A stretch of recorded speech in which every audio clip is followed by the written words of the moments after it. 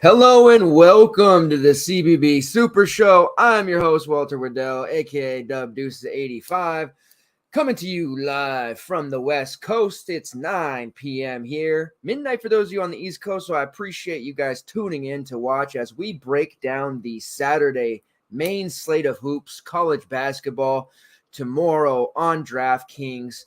A myriad of games tomorrow all day long. Those of you that are looking for something to do with the Super Bowl all over, NFL season is past.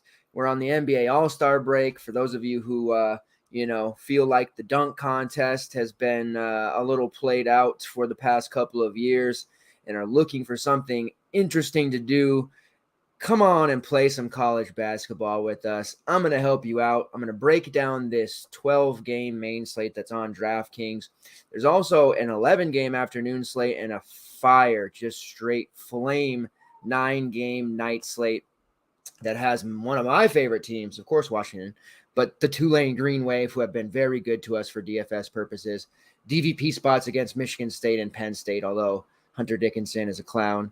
And I don't know that Minnesota has anyone to fully take advantage of Penn State, but still a very, very good slate. I'm going to maybe try to touch on that one a little bit at the end, see if we have enough time. But otherwise, what we're going to do here, for those of you who are new, I'm going to break down the DFS slate, go game by game, give you my top plays, any sneaks, where I think ownership might land, popular plays, misprices, guys I don't like. Talk about efficiency stats for certain players and why I like them or dislike them. At the end, I'll also give you some PrizePicks props that I feel are advantageous. Frequently, those lines change by the time you guys wake up in the morning, or they've been, knocked around a little bit. So you want to make sure you get those in pretty early. So we're definitely going to go over a couple of those. And then tomorrow morning, there will be an article that comes out for us, in addition to this, it's going to be a top plays type piece to kind of just rehash my core and the player pool that I'm on. It'll also have some the other additional PrizePick stuff and then any betting information, as I will be heading to the DraftKings Sportsbook in the morning, as I typically do on Saturdays. So I'll be loading up my betting and PrizePicks tracker tomorrow morning, so you guys can check that out and possibly tail if you'd like. DraftKings has some same game parlays on props lately, and those have been absolutely phenomenal. They have their individual props, which are fine, but you get so much better numbers on these SGPs, and you can really, build yourself a little plus 400 or 500 and crush. So I will definitely highlight some of those tomorrow for those of you who may be interested. All right. If you are a live watcher or on demand, please make sure that you walk up to the like button, put your arm around it, give it some words of encouragement, and let it know how you feel. Helps us out on the show here a tremendous bit.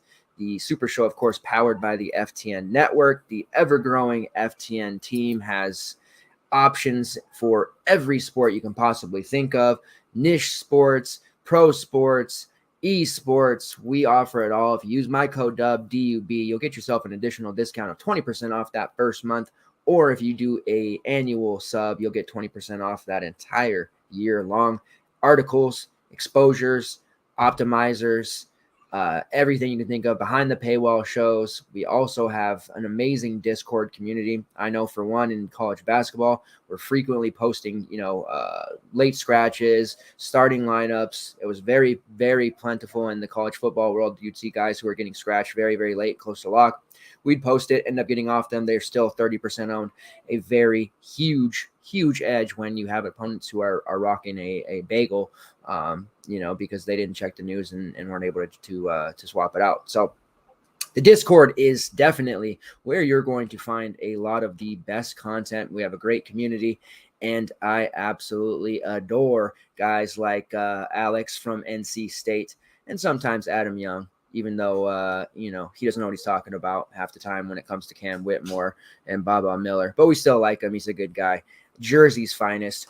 A lot of guys from Jersey in the FTN. Very, very odd. Monmouth and Rutgers. All right, so let's get into this slate here. beforehand, I do want to mention tonight was a fun one. I'm really glad that Fridays have turned into a mid-major slate once again. DK in the past used to have slates, on Fridays dedicated to the Ivy League MAC, which we didn't get a lot of MAC games today. What else? The MAC, MMAC, and then also Mountain West, and then a couple of others, in the Colonial, which we've gotten in the past. And also there have been times where we have gotten SWAT games, A10 games, all of these low to mid major. So it's really nice. Reminds me of Draft Street, honestly. Rest in peace, Draft Street. But yeah, I love these mid-major slates, and we're having a pretty good one actually. Tristan Anaruna with the ham sandwich. I know DraftKings is having some issues. There's a lot of concern that 99.9% owned Tay there. Williams is not going to get his points, but I'm sure they'll figure it out. It's funny because I thought because of the fact that he didn't have any box scores lately that people might think he was out or not viable, and was hoping that maybe he'd be like 80% owned, but no, you guys are way too smart for that, and he was way higher than I was hoping. All right, tomorrow's slate / today, depending on when you're watching this, and if you're in the comment, there's a lot of you watching. Hey guys, in the comments, I'll interact with you here as we go. But this main slate it's not like awful or anything, but in terms of fantasy viability, it's pretty ugly. There are a lot of matchups that are just very, very sour, or I could possibly do without. Seton Hall versus UConn, Rutgers versus Wisconsin, that Florida versus Arkansas matchup, which I know everyone's going to be jerking it for Jitterbug, even though that is a horrible play, but I know he's cheap. Tennessee versus Kentucky, Oklahoma, Texas, Iowa State. There's just a lot of games that aren't that great, and it's going to turn into, for my end, a love fest of Boston College versus Florida State, which really makes me even more unhappy with this slate, which is why I'm so excited about the night slate. But this does mean that we have the potential for a lower scoring slate. Lower scoring slates are fun, hitting 211, 210, 220. And hitting some big money is usually fun as opposed to you have to hit those, 290s to min cash. I prefer these types of slates. So we'll find out what we got to do here. There is going to be plenty of value. Didn't necessarily say it's great value, but we have value. So if we need to force in guys like Trace Jackson Davis, Tyree Appleby, Marquise Noel, or my man Quentin Post sitting there at 8.5. Did you ever think you'd be looking to pay 8.5 for my dude Quentin Post? Probably didn't, but here we are, and we're considering it, and he's a great play. So let's go ahead and jump into it here. We'll start with the first game. Let me first warn you that 2 of my other children, I have 4 total, 2 live with me full time. The other 2 are here spending the weekend. So there is a 100% chance of an interruption, a side of meatballs, because that's just the way the 2 girls that are here operate. So I already told them if they interrupted, they better come with a play, and they're in there studying right now. And in case they need to drop out their version of the posh play of the day, they will be ready. All right, let's get into it. First game on the slate. Starting off bright and early, Illinois versus Indiana, and we have a little bit of news, breaking news here, right? It sounds like Terrence Shannon is going to be unavailable for this game. This gives us some more value. PrizePicks, big hit for Tenacious D. Let's go. Tristan Anaruna and Javian McCollum. All right, love to see it. All right, let me pull up where I saw this. God, I thought I saw it somewhere. Didn't I? All right. Terrence Shannon is reportedly out Saturday. So that gives us even more value to work with here. Illinois is already, sorry, Scott, a bit of a dumpster fire this season. Coach-wise, Coach Underwood is a complete dolt. We saw what he did with Dane Danger in that last game, and I'm not just saying this because I'm such a big Dane Danger truther, although I really am. But he was pretty dominant when he was on the floor against Penn State. But the fact that he played 19 minutes as opposed to his usual 30, where he could have really done some damage, was frustrating. I don't know what he's going to do if Shannon's not around. We do have the value in Ty Rodgers at 4-3, who has played 17-plus minutes in 4 straight games. He has scored double-digit fantasies in all 4 of those fantasy points, 17-plus in 3 of those 4 against the likes of Nebraska, Iowa, and Penn State. So some relatively soft opponents. However, he did have almost 15 against a tough Rutgers squad.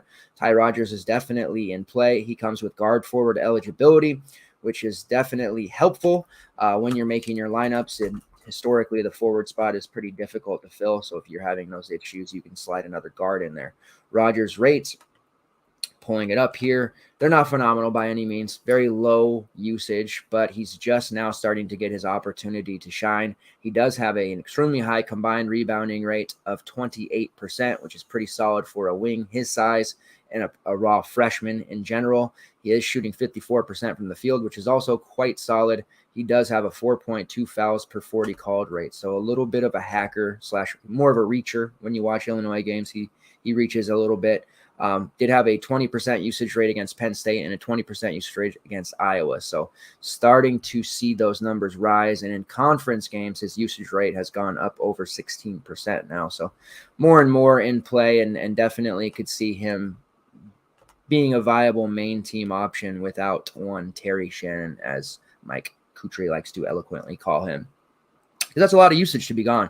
26.6% usage of Terry Shannon being out. It's a pretty big deal there. And that just opens up a lot. I think that, we're looking at Rodgers. We're looking at Sincere Harris, who is at 3-1. Jaden Epps at 4-5. We've got all 3 of those guys in play here. Now, I don't love the spot for them against the Hoosiers. Not that the Hoosiers defense necessarily scares me, but I also don't know that I trust Coach Underwood to play one of those guys, the entire game. Maybe they all chop it up a little bit. This is a game where he wants to go big. Maybe RJ Melendez ends up playing like 40 minutes and shooting 1 for 15. Like, there's still a lot of uncertainty and risk there with these values. And that's going to be the theme of this slate with the values. There's just a lot of risk, and that's pretty typical. It's very rare that we have a slam dunk lock value like we did with Mr. Tay Williams tonight. That was a very obvious spot. With the values that come through, it's not that often that we have them where you can just lock and load them. We had 2 of them. We had Tay, and we had Carter Murphy from Air Force, who, even though Mills came back and played, Murphy had a really good game. Let me pull that up real quick. 16 real points, 3 rebounds and assists, played 30 minutes, even with Jeffrey Mills back in the mix. So I don't know if that pushed people off, but we had 2 pretty slam dunk values. Don't get used to that.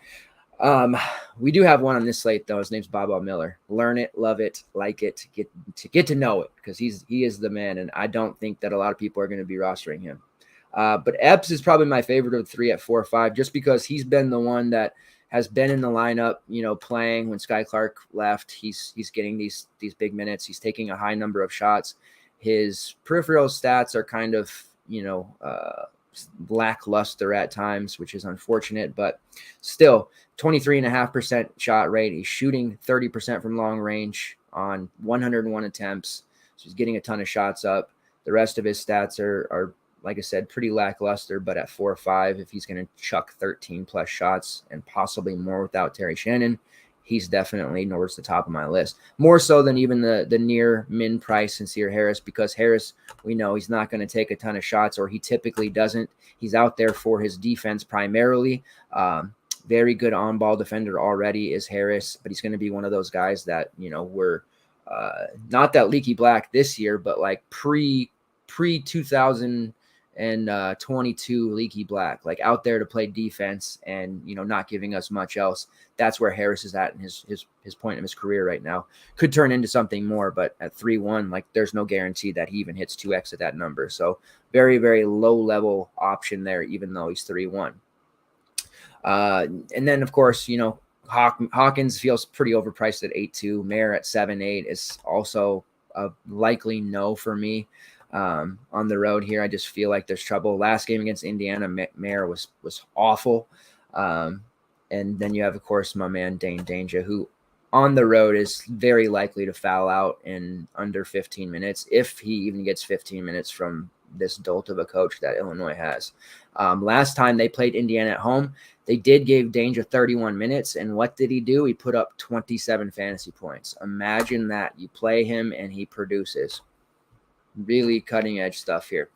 On the Indiana side, the decision is going to be, are we paying for Trace Jackson Davis? Now, if this slate's going to be lower scoring like I am predicting, it makes sense that we place a premium on raw points. And there was no better spot than TJD to go for raw points. Now, he is 11.5. It's a massive amount, but we have, even in this game alone, 3 different value options. As we go through, we're going to have plenty of other values to look at. So you can fit TJD if you want. And looking at it, the pay-ups on this particular slate aren't that attractive. Oscar Tshiebwe against Tennessee, I'm probably the biggest fader of Oscar. The rest of the industry is starting to fade him as well. So you won't get any arguments from me about not using him. I love Tyree Appleby typically, but he's 9.6 going up against a tough Miami. I think, obviously he's got 60 fantasy point upside. Love him, but it's a very high price to pay on the road. Marquise Noel against Iowa State, that's got trouble written all over it. Sonogo has the flu. We're not sure if Cleveland's going to play. Jordan Hawkins at almost 9K. Kadary Richmond at almost 9K. I'm getting down. I have to go down to 8.8 and hit Norchad Omier before I'm really like, you know what, that's a pay up that I want in my main.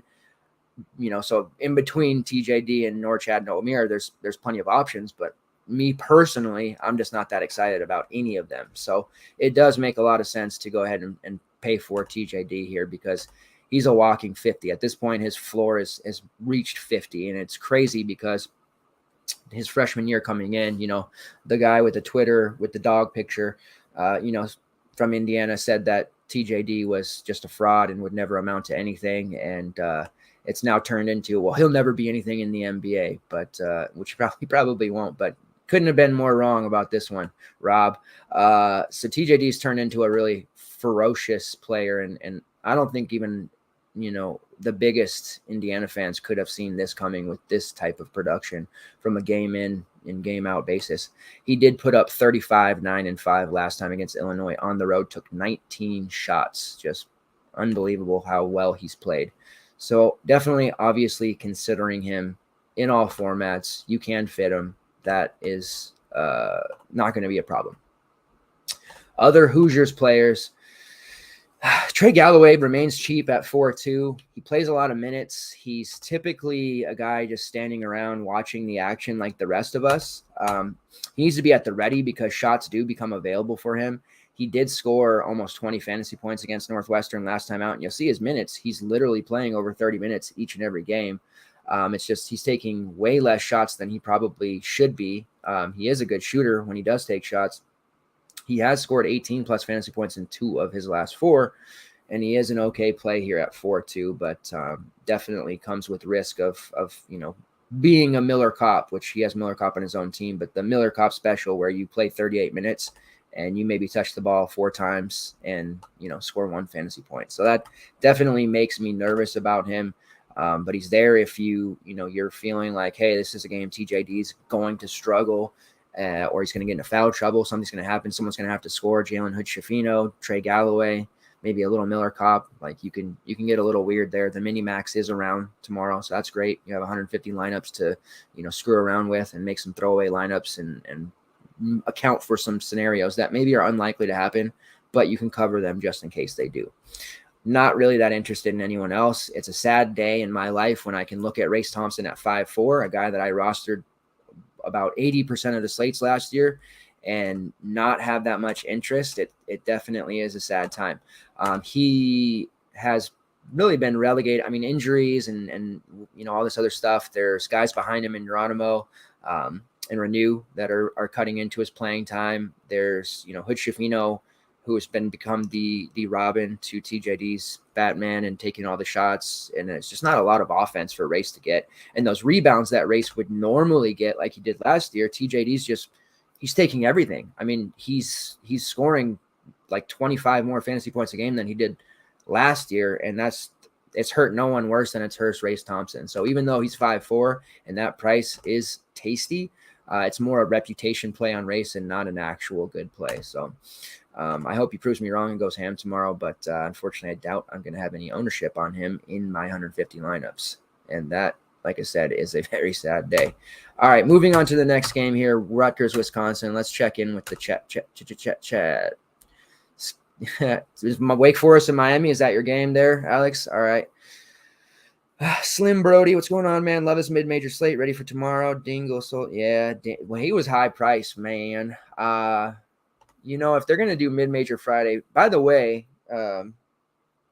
getting sidetracked, as always, the show schedule is going to be one more show starting next week. So Monday, Tuesday, Friday as normal, but I'm also going to be going on Wednesday nights as well.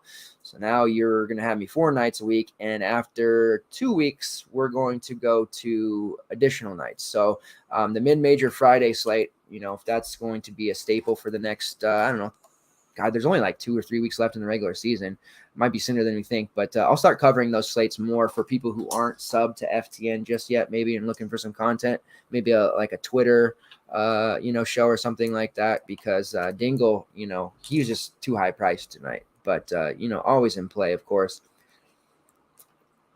Has ended up being a really phenomenal slate. I see Mashburn is just continuing to crush. So is Morris. Who I don't have a lot of. Amari Moore starting to pick it up, but I love seeing Mashburn continue to scorch. That is proving to be a good thing for me. All right, continuing on, Rutgers versus Wisconsin. This is another one that just looks rough.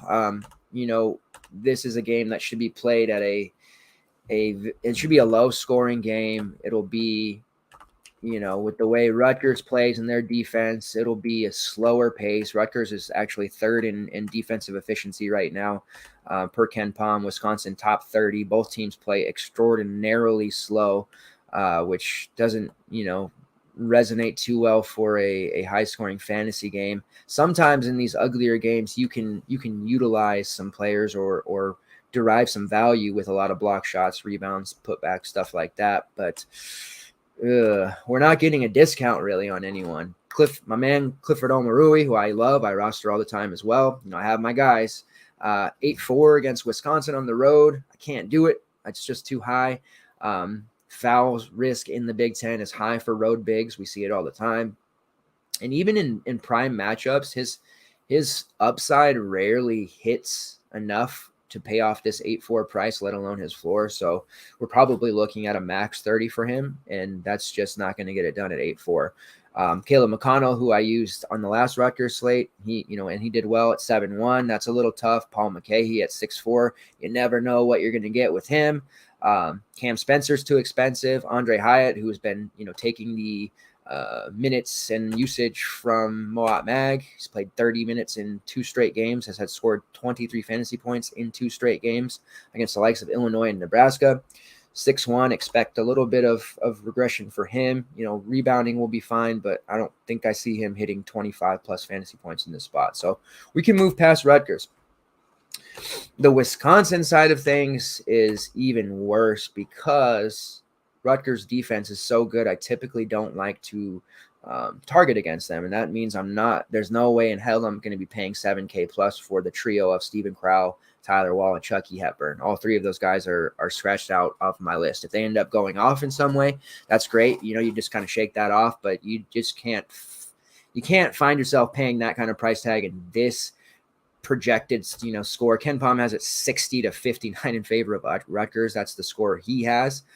So, maybe you're going to play for overtime, but if it goes to overtime, we might see them hit 65. It's just not a very good scenario. However, there could be a couple of players that come out of here with like 5 or 6 stocks, a lot of blocks and steals, something like that. So you're playing for some high variance here. And Connor, I know I butcher his last name every time. I should probably learn how to say it. You Badger fans are hating me by now. But Connor Esigian at 6'2", he's actually like the most playable Wisconsin player, I think. But this matchup sucks for him, and I have a feeling he's going to see a little bit of McConnell, and that means he's not going to be able to get a shot off. So I guess that means Max Klesman at 4-4 becomes the most realistic and reasonable price. or play to play from the Badgers, and he's 4-4, so you have some value there. Klesmit has been a fairly solid option below 5K. He's playing well into the mid-30s for minutes, but he's capped. We're not seeing him hit 20 very often. He put up a 30 spot against Illinois, but since then he's failed to register over 17 fantasy points, and that's against opponents such as Ohio State, Penn State, Nebraska, a tougher Northwestern, and a Michigan team that you could take it or leave it with. So this spot against Rutgers, it's probably not the best to be targeting him. If we were starved for value and we had nowhere to turn, Klesmit becomes a lot more appealing. But when we look around to, obviously, Baba Miller, we have the cheapies in the Illinois game that we just talked about. We have Oklahoma cheapies. We have Florida cheapies. We have all kinds of places to turn here. The Vols have value depending on their injury news. We don't really have to dip our toe in this game, so we can move forward to Seton Hall versus UConn. Another game that does not tickle my fancy whatsoever. Seton Hall games have been an abomination for me personally. I have done much better with UConn, but when they're playing against each other, I don't have any faith that this one is going to turn into a high-scoring game or be that fantasy-friendly. Seton Hall did win by 1 last time they played, 67-66 at the Prudential Center. That was a game in which Kadari Richmond had 18 and 10, 35 minutes of action. Casey Ndefo had 14 and 8. Really solid outing for him against that UConn front court that can be tough. On the UConn side, Sanogo had 16 and 5 in 28 minutes. I do think he struggles in this game. He has the flu, by the way, and he's going to play. I don't think we see any Michael Jordan flu game coming from him. He did have a 30% usage rate in that game before fouling out in 28 minutes. So I do think he struggles here.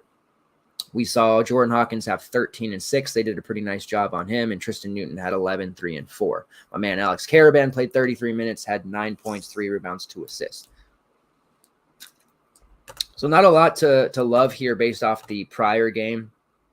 Kadari Richmond at 9K is just, I mean, I find it hard to play him in the 6K range. Like, whether I'm right or wrong about that, he's a very difficult player to trust, and there's just no way that you can get me to pay 8.8 for him. If you feel this is the spot on the road against UConn to pay that 9K price because you have all this value and you want to spend your money there and get a little cute or different, whatever, sure, go ahead. But I don't know. Because, I mean, 8.8, what's he realistic hitting here against UConn? 28? That's just not nearly enough. I don't think he's putting up 40 against them. I know he had 18 and 10 last time, but just UConn's starting to play good again, and on the road is just way too difficult.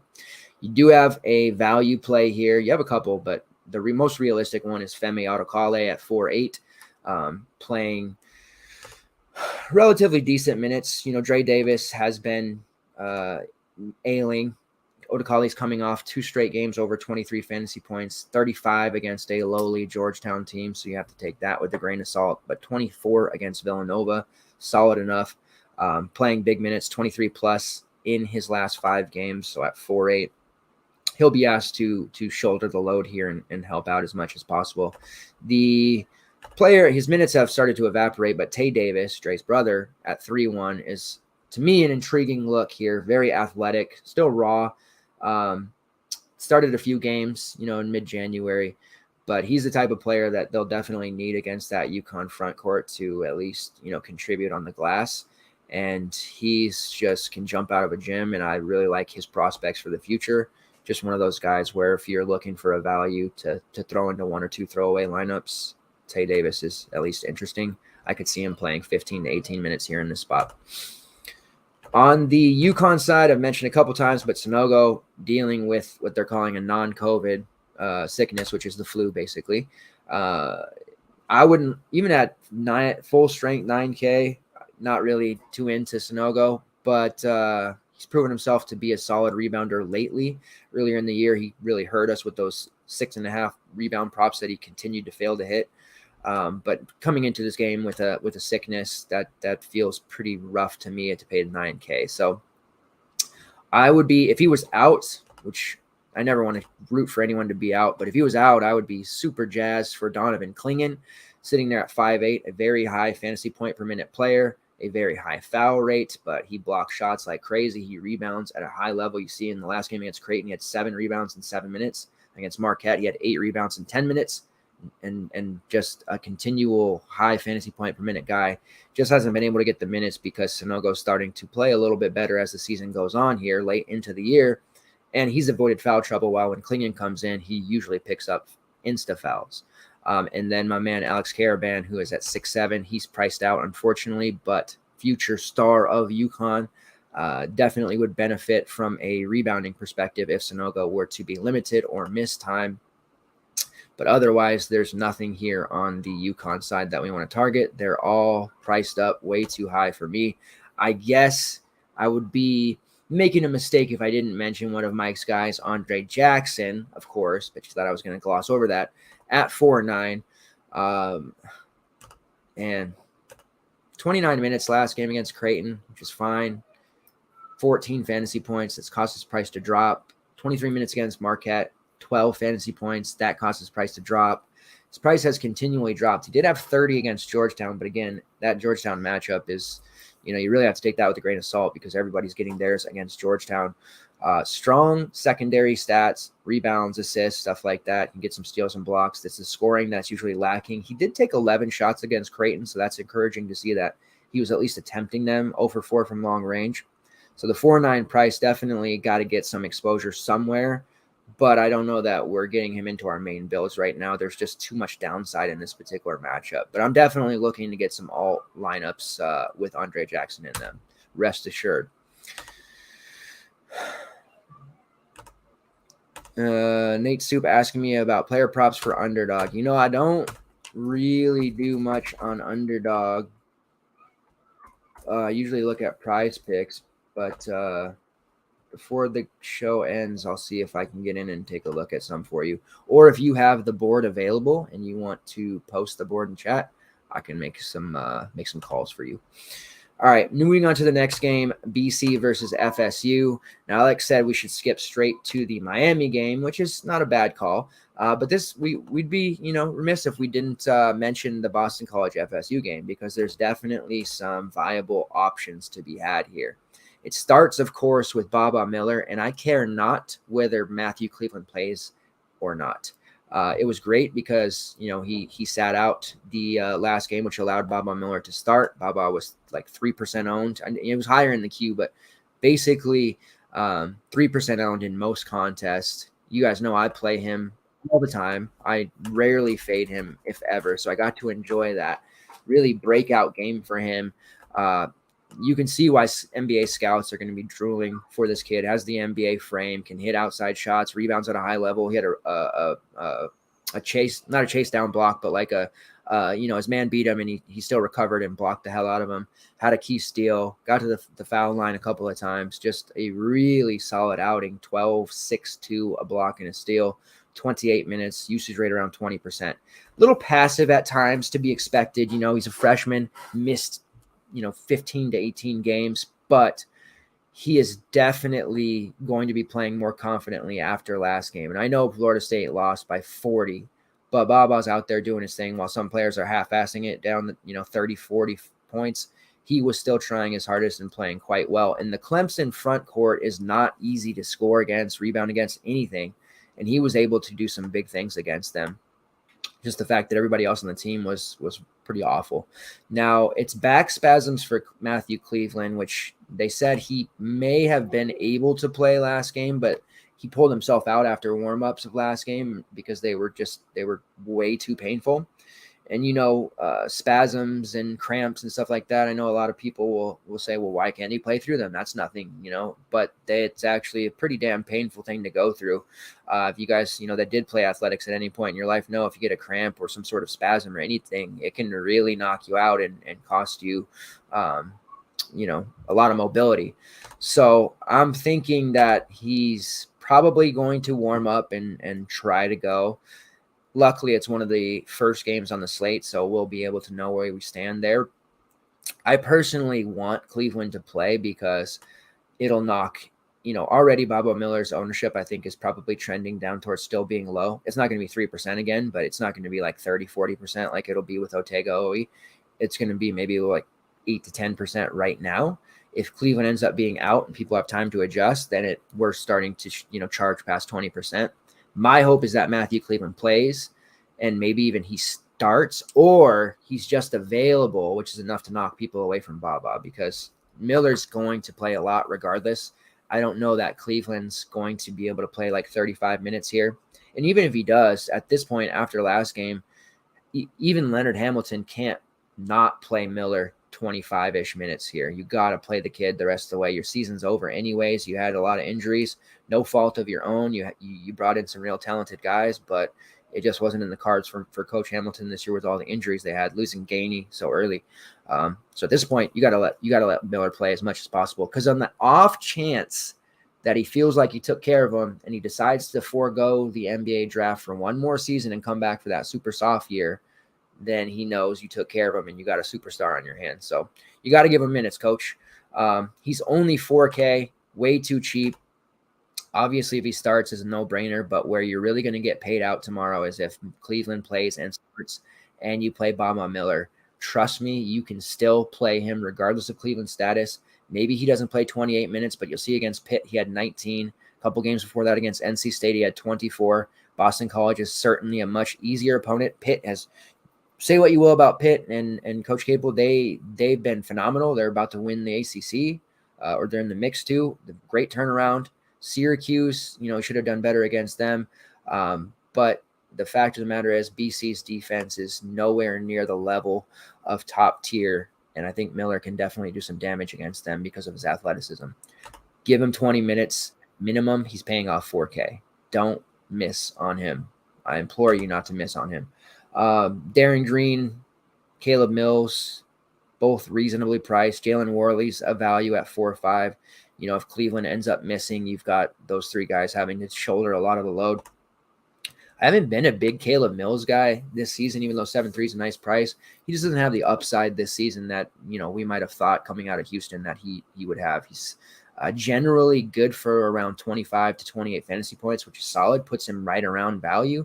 But I don't know how much more over that he's going to get. And then with Darren Green, 6-3 is a nice price, but he's so reliant on his shooting and his scoring ability that he's becomes a little bit risky at that price. Although against Boston College, again, he should be able to do some damage. But you'll see he offers very little in the rebounding, assist, block, and steal category. And because of the fact that he didn't score a lot, shooting 3 for 12 against Pitt, 4 for 10 against Clemson, he had less than 20 fantasy points in each. In games where he shot a little bit better, like against Syracuse, he had 25 fantasy points. So still not a huge score by any means. I'm not looking to get so much exposure to FSU, even though I like this game and game environment. I'm mainly focused on Baba and maybe twist my arm a little bit on Jalen Worley, because the minutes will be there without Matthew Cleveland. But we know Worley, he's at times averaging well under 1 fantasy point per minute.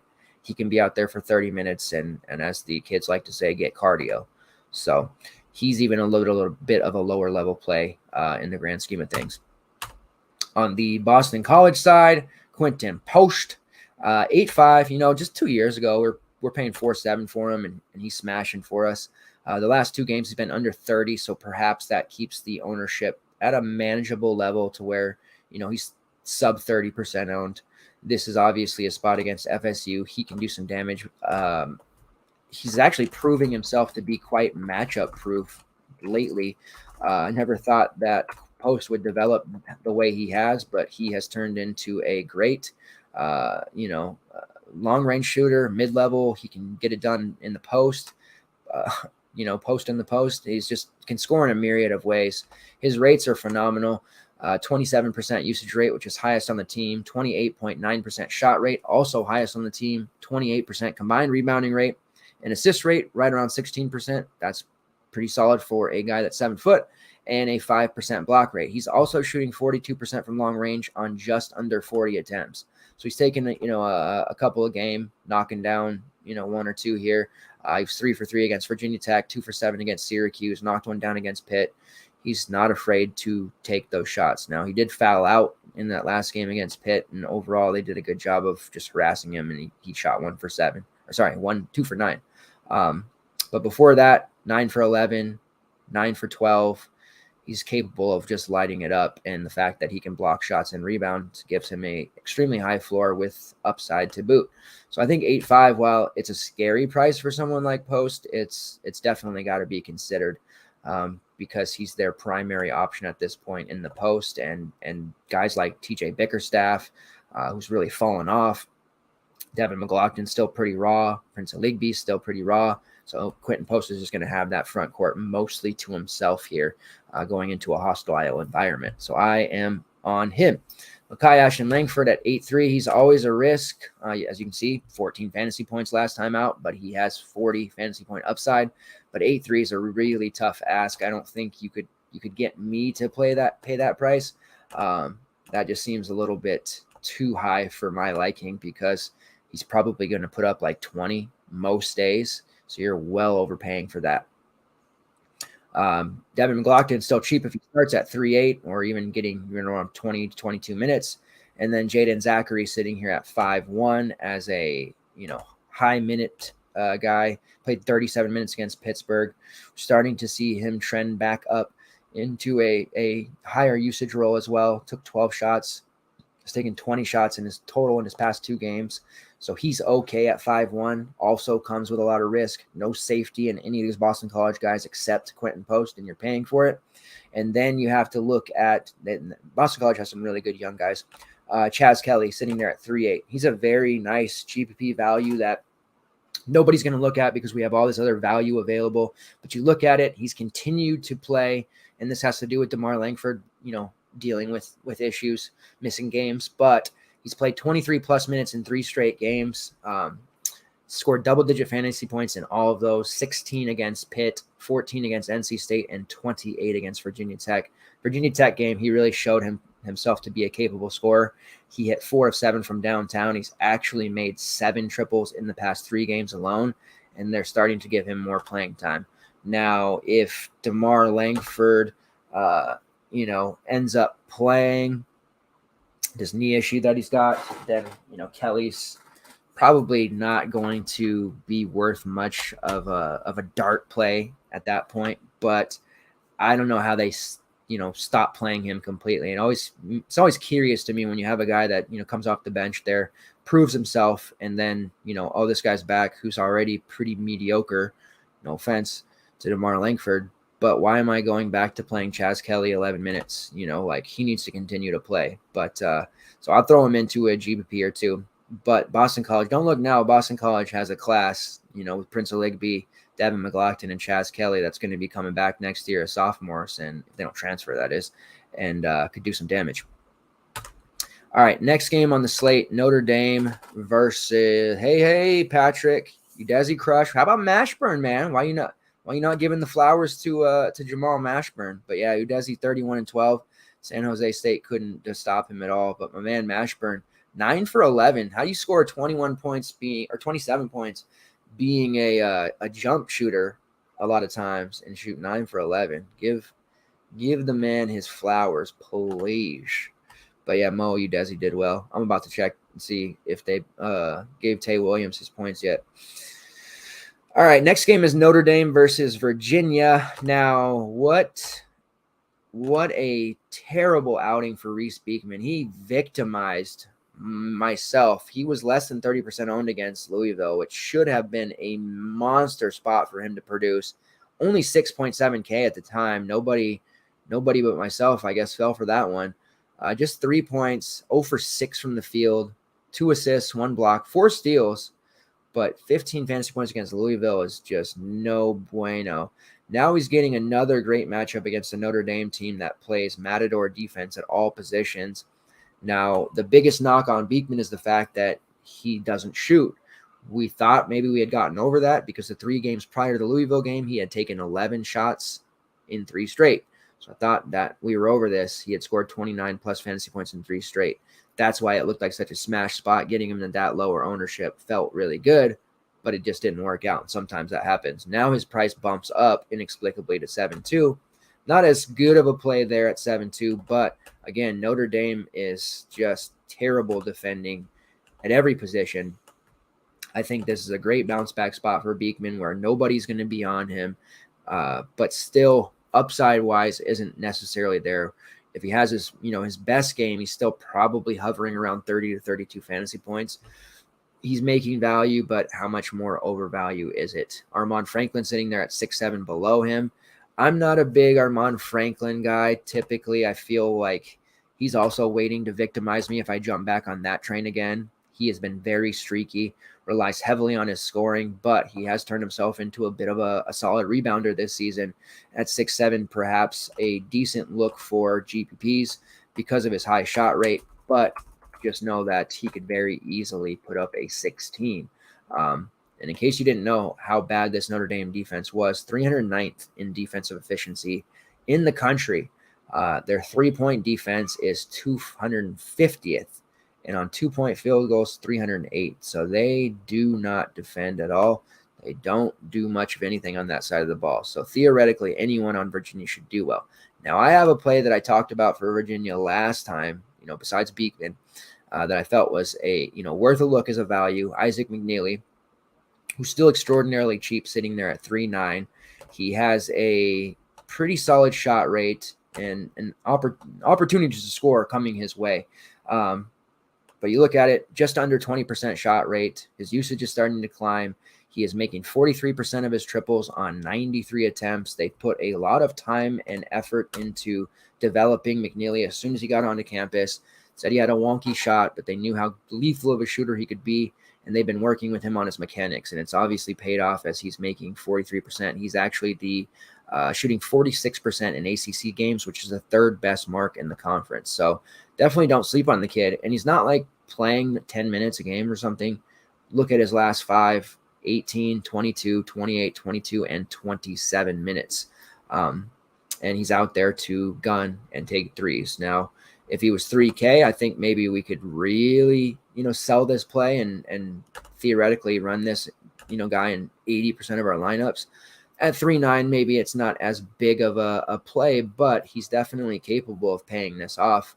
The fact that we're knowing he's going to get 25 minutes and he's going to get off plenty of shots against Notre Dame really benefits him and plays to his favor. And he's another value option that people are just going to overlook, perhaps a little bit better than a Chaz Kelly because we know he's going to be on the floor. But these are guys that I think could absolutely pay off their number at minuscule ownership, with everybody flocking to Florida, Oklahoma, perhaps Illinois, depending on, the severity of what's going on with Terry Shannon.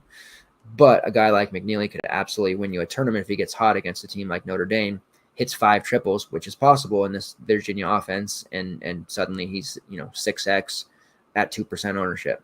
That is a Razzle special for you. I don't know if Razzle's watching right now. He said he was going to get some coffee. I thought he might be coming on the way he was talking. Got me all hot and bothered there, Eric. But I don't know. I guess he wasn't ready yet. All right. Anyone else on here? Ben Vanderplas at 6K. He's okay of a play. Never Kihei Clark for me. Mostly just back to my man Beekman, or if I want to, nut up and play McNeely. All right, moving on to the next game, we have Texas Tech and West Virginia. Now, we were talking up Joey Toussaint for the past couple of slates here. He has really strong rates as far as his usage and shot goes. The minutes were starting to go south a bit there, but now they're coming back up. And you look at it, besides the terribly inefficient Eric Stevenson, let's throw him aside real quick. Toussaint is second on the team in usage at 25.3%, second in shot rate at 26.1%, has the number 1 assist rate on the team at 23.5%. He's drawing almost 6 fouls per 40, which is a top 70 number. 31% from long range. That's okay. And he's a 77% free throw shooter. So all he has to do is drive to the lane, or he's able to generate points at the line. He can hit threes. He's starting to do more. He's contributing in a myriad of ways. And those minutes, like I said, that were going south against Baylor in a game that, ended up getting away from them, his minutes went back up to 24. That was the first time since January 31st he had eclipsed 20 minutes. I think we see that continue. He's only 4.2. I don't want to sit here and say I love him, but we were definitely a little bit early on him. We had exposure to him last game against Baylor. You just look back at some of the solid games he had. He earlier in the season, 20 against Kansas, 26 against Baylor, put up a good number against them again, 18 against Oklahoma. just out there for, right around 22 to 25 minutes. And that's really what I'm expecting from him too. Now, last time they played Texas Tech, if you buy into, prior matchups and sometimes you can, derive some good information out of those. It's very short season. We don't have the benefit like in MLB of getting a sample of, 900 games. And even that's not enough sample size. But in college basketball, we've got 1 or 2 games and we just got to make a decision. Joey Toussaint in 28 minutes against Texas Tech, 22 points, 6 rebounds, 2 assists, on his way to 38.5 fantasy points. 38.5, yeah. So by far his best game of the season. He had a couple of other 30 fantasy point performances. Showed some of this at Iowa from time to time, but definitely a different kind of offense here at West Virginia. And he was just a big-time matchup problem against Texas Tech. Getting to the glass, just contributing in a multitude of categories. I think at 4-2, at this point in the slate from the games I've talked about, haven't gotten to Florida, Oklahoma yet, he's my favorite value, even more so than Baba Miller. And that's only because I think he is going to hit a higher number more often because I'm not so super confident that Leonard Hamilton is going to do the right thing and continue to play Baba Miller big minutes. I guess it'll depend on what happens there with Matthew Cleveland. But at this point, Joey Toussaint is my favorite value with Baba Miller a close second. So take that for what it's worth if you want to dive in there with me. Kedrian Johnson's also interesting at 5-1. You also have a semi-sneakier value in James Okongwu at 3-2, basically min price. We have seen him have a couple of nice performances. He doesn't need a ton of minutes to pay off. He's one of those players that higher fantasy point per minute type guy. Reminds me a little bit of Donovan Clingan in that regard, or perhaps even Dane Danger. High level rebounder. Not going to get a lot of shots off. They're going to be putbacks, but he also is a very high caliber shot blocker. So if he can get, to 14, 15 minutes in this game, he can pay off the min price. Obviously not a main team play or anything, but another one of those values that you can, throw out there and maybe speculate on. 36% combined rebounding rate, 8.5% block rate for him, in case you were wondering. On the Texas Tech side, still some injury stuff that we're dealing with here. Depending on how that shakes out, with Pop Isaacs, Daniel Batcho.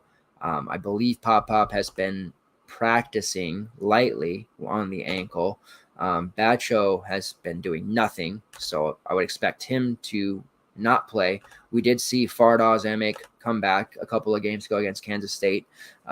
They brought him along, relatively quickly there, played him 23 minutes. And then against Texas, he was phenomenal in 29 minutes, 12, 8, and 3 on his way to 27 fantasy points. So they don't need to rush Batcho back at this point if they've got Fardaws. They could definitely use Pop, but they can definitely survive without him in this matchup.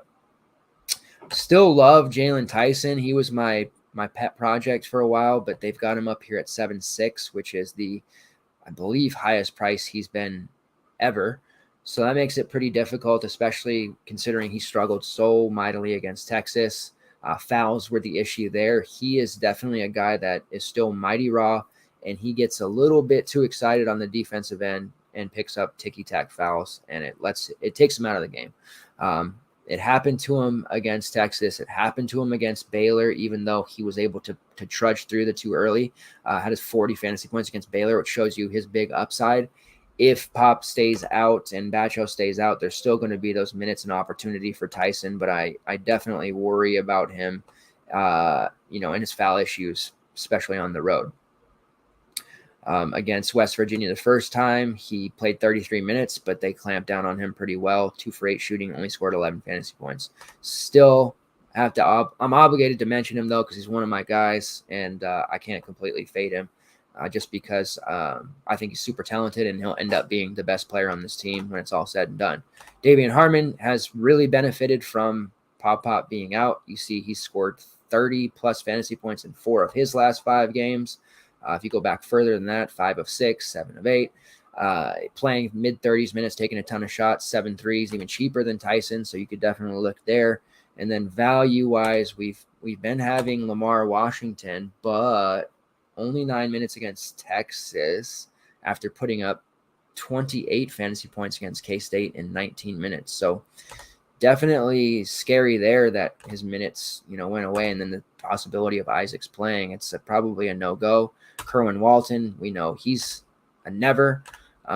We saw a little bit of goodness out of Elijah Fisher recently. He cut into Washington's time. He's min price, but we don't have to delve into those guys. Not really necessary unless the injury news comes out. Pop's still out, Batchel's still out, and you want to kind of take advantage of that in the matchup that's going to prove to be a little bit more fantasy friendly than people probably expect, because West Virginia games have turned into that, and Texas Tech, while they're top 50 in defensive efficiency, if you watch the games, you can clearly see their defense isn't scaring anyone like it usually does in the past.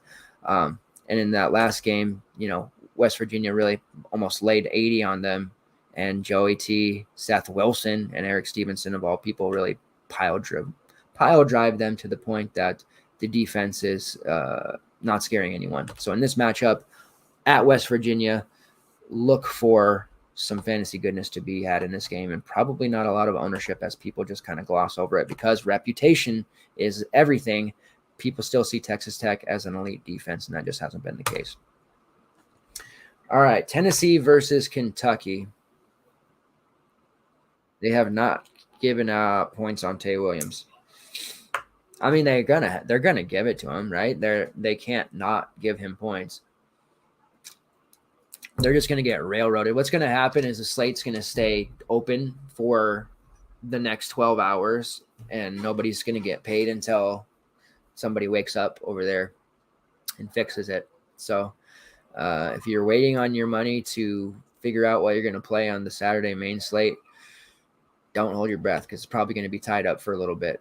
We have seen this precedent from DK many times in the past. All right, Tennessee versus Kentucky. We'll keep checking in, though.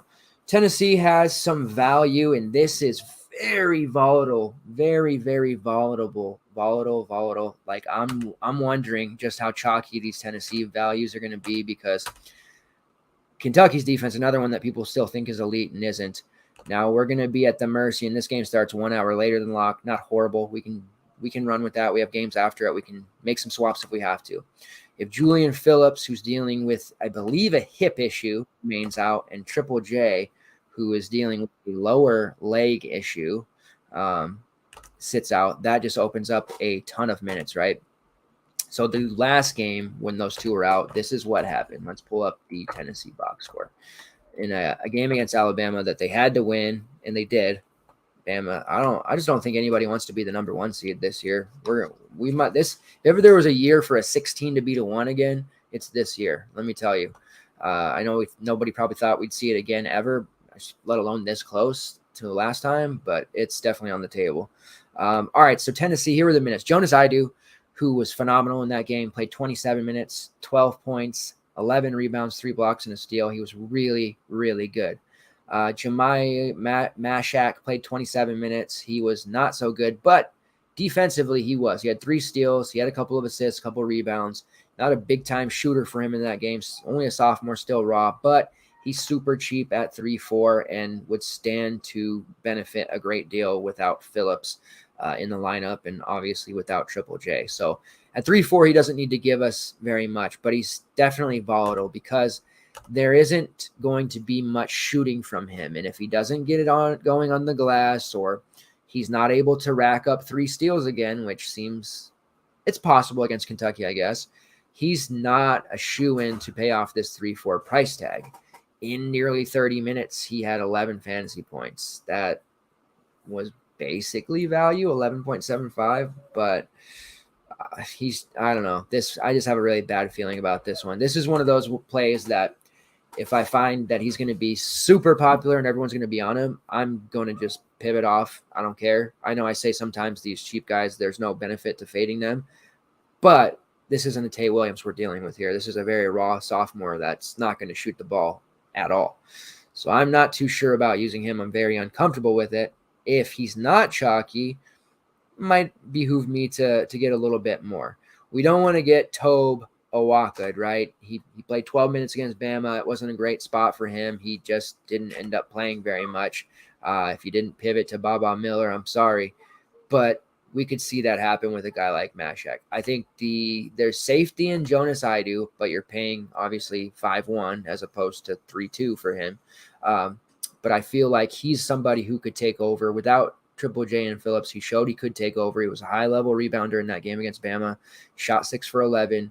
He's very talented. He looked very comfortable in that game. So there's safety there with him, I think. If you can get yourself up to that price range, you're golden. If you can't, then you might have to take a shot with Mashak. But there's other guys to look at as well. So we're not forced to go here if we don't want to, because this Tennessee game, let's be honest, it could turn into a complete disaster. We could see the score literally be 44-41 and just atrociousness across the board. That keeps me away from my guy Zakai Zeigler. I'm not paying 8-1 for him. Oliver Mquaz, just kind of a mediocre play usually. They'll need him against Kentucky. He was horrible against them last time.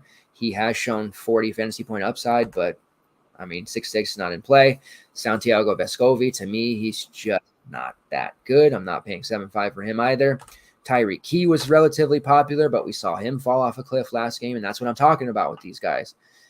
Key pops off for 40 against Missouri. That's great. Comes back, plays 28 minutes against Bama. The minutes were still there, but he bricks all of his shots 1 for 9.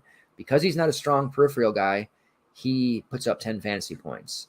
But against Missouri, 6 for 13. Against Vanderbilt, 6 for 12. Shots go in. Tyreek Key gets fantasy points. Shots fall out. Tyreek Key doesn't get fantasy points. That's basically, if you could take Key's scoring with Mashak's peripherals and put those into one guy, you would have Tay Williams, still with 0 points per DK. So really, I really want to get you to look at those Tennessee values and not make the same mistake that a lot of us just made last Tennessee slate by slamming Awaka into the lineup. I was able to back off a lot and play my man Miller, but I still had like 35% Awaka, which was obviously just dead in the water. So be very, very careful with these Tennessee guys, because Rick Barnes, if anyone knows, it's me, has a history of pulling a Josh Pastner. He doesn't do it as much lately, but he will Pastner you to the moon. Trust me, he's done it. Isaiah Taylor, Texas, 2015. Forsty knows what I'm talking about. On the Kentucky side, they're also dealing with a myriad of issues for injuries. Severe Wheeler has an ankle issue. It sounds like he'll be warming up. He did warm up prior to last game. CJ Frederick, ribs, midsection, something there. He wasn't warming up in their last game, so we'll see what happens with him. Frederick just hasn't been the scorer that they would hoped. He's been dealing with a lot of issues, and this Kentucky team just doesn't have these scorers or shooters on it that they thought they did. Antonio Reeves, the transfer, has really come on lately. I know he struggled a bit against Mississippi State, but he's taken on a higher scoring role with all these injuries. We've seen him take 12-plus shots in 3 straight games, 21 shot attempts against Georgia. I would expect that to continue, because otherwise the team just has a lot of difficulty scoring. Chris Livingston, who was a value for a long time, he is coming off a 30 against Mississippi State, which has moved his price point to 5.3. Young player, a lot of talent. Just that's the kind of upside he has, but there's going to be no consistency with that, so tread carefully. And you guys already know how I feel about Oscar Tshiebwe, paying $10K for him. 35 to 36 maybe is a good number, but going up against Tennessee, I would be a little bit worried about him hitting an upside game. He did have 15 and 13 against them at the Vols house last time, so it's definitely a possibility, but I typically have more success fading him than not. And they've got Cason Wallace and Jacob Toppin price just under 8K, which pretty much takes them out of play for us as well, even though Toppin's been really good. Paying almost 8K for him against Tennessee feels kind of like a mistake to me. I think if anything, we're looking at the 5.2 Antonio Reeves, because that's a real value price for him. He should obviously be closer to 7K at this rate with the shot attempts expected. The production hasn't necessarily followed through, but the minutes and the shot attempts are there, and I don't think that we're going to see Frederick play. Possibility of Wheeler playing, but at this point, even if Wheeler plays, he's probably going to be extremely limited, and we're not going to see him cut into too many of the minutes that would be earmarked for Reeves. So let's move on from this one. Yeah, I feel this is going to be a low-scoring game. All right, Florida versus Arkansas. We've arrived at the chalk value of the slate, and I'm going to be honest, it feels very fragile. 3K is Jason Jitaba, and everybody's going to have him. I don't want to be everyone, but while I can maybe talk myself, I know I can talk myself out of it, but I can maybe talk you guys out of playing a 3-4, 3-2 Mashak from Tennessee, which is very volatile. I don't know that I can get you to get away from the 3K Jitaba unless you're running, 10, 15, 150 perhaps lineups where you can account for the fact that he may be on the floor for 10 minutes with fouls. He may be on the floor for 20 minutes with 2 fantasy points. There's just a lot of negatives here. I don't think he's going to be able to operate very well in this matchup against an athletic Arkansas front court, capable of drawing fouls. I have a lot of concerns here. Let's look at Jittabon. We've been here before with him. There was some injury stuff last year that, thrust him into late January last year. I think he started like 3 or 4 games and he became extremely chalky. And he had one of them was really big, and then he struggled mightily in one or the other. So we're back in that same situation with him here, and with Castleton out for the rest of the regular season, and very likely that even if they make postseason play and beyond, that he will be out. So they're going to have to rely on him. With Castleton leaving the game relatively early with that injury, Jittabah came in, played 17 minutes. He had 4 points, 2 rebounds, 2 assists, and a steal. If he has that again, you're feeling fine. He allows you to get TJD, and that's the main idea here behind the Jittabah play, because there's not a lot of other pay-ups that I feel we've got to have aside from maybe TJD. And there is a myriad of other values, even on his own team. Kwesi Reeves, Myron Jones, both under 5K. I feel infinitely better about those guys. But the fact of the matter is he's 3K, and it's very, very difficult to get away from a player at 3K that might be playing mid-20s minutes. Now, do I believe he's going to make mid-20s minutes with his foul rate? I don't. Do I think he's going to do a whole lot of standing around on the offensive end? Yes. His foul rate is gnarly, very high. This was the risk with him last year, and that's going to be the risk with him here in this spot. So I guess, is 8.6 fouls per 40 is his current foul rate. You don't want to go 100% here, even though it might be tempting to just plug in the 3K guy and hope for the best. Give yourself a few outs here. Don't play him in 100% of your lineups, please. It's really, really not a good idea. I could envision this being a game where he can't handle the quickness of some of the Arkansas guys and ends up, he's 300 pounds, and I'm not fat shaming. I'm not a super skinny guy. So, I'm not going to be sitting here saying like, he's not very fit. Like he would obviously post me down, work me in the post. I'll give him that, but he's 300 pounds, just about 7 feet. Like he's not the quickest guy. Right. And Arkansas has the Mitchells, who are foulers in their own right, but they're got some nice lateral quickness. They can make some moves. They can make things happen. They can draw fouls themselves. The guards on Arkansas can all drive to the hoop. We've got Nick Smith working his way back. He draws almost 5 fouls per 40. Ricky Council draws 5 fouls per 40. Anthony Black, 5 fouls per 40. These guys like to drive. These guys like to drive to the basket. So there's just so much that could go wrong, as much as could go wrong with the 3K play. But we just had a slate recently where we had a bunch of values and they all sucked, right? And if that happens, I don't think we're at a point on this slate where you can survive having 2 values just brick hard, because I don't know that any of your pay-ups besides TJD are going to hit a high enough number to recover. Even though I do think raw points are a premium here, I think that if you brick 2 values, the balanced lineup is going to beat you, even if TJD drops a 60. So just keep that in mind when you're building different lineups. I'm not saying not to do that in your main even perhaps, but if you plan on multi-entering this slate, and I would highly recommend you do so because it's going to be some high variance situations happening, you want to leave yourself some outs and not play Jitterbug. It's very easy to just drop him into 90% of your lineups because of what it allows you to do. I would just highly recommend against it. And if he ends up going off, fine, cool, great. You'll have some, but it's really, really dirty to go 100%. Quasi Reeves is there at 4K. His minutes bounced around throughout the season here, but a pretty viable scorer, taking a ton of shots, 9 shot attempts in 18 minutes, 12 and 23, 7 in 16. So, you're going to get shot attempts for Reeves. If we can get him up over 20 minutes, he's a slam dunk play here at 4K and a very high upside value option.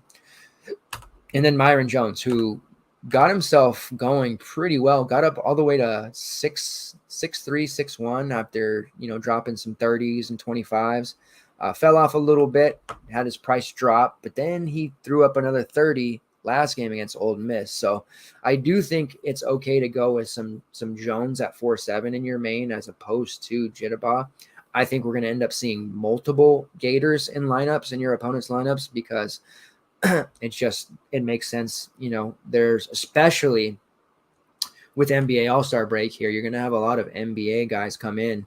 And I say this all the time, like in the NBA, 1 + 1 always equals 2, because if somebody's out, the guy coming in for him is going to get all the shots. They're 90% for a reason, and they rarely fail. In college, it doesn't equal 2 because these guys on the bench, sometimes aren't as talented, or they're not used to this upper tier competition, and they step into the limelight with bigger minutes. And instead of, going for the 8X that they do when they're in the NBA, you might get a 1X because of the high variance of college kids. So just because Jitterbug's stepping into Colin Castleton's role does not mean he's going to produce like Colin Castleton. I think it sounds stupid to say, I know, but you'd be surprised at how many people are flabbergasted when that actually happens and they don't pan out. So I wish he was a little higher priced than 3K so that, the fade made more sense, but he's not, I just don't see him performing very well. I hope I'm wrong though.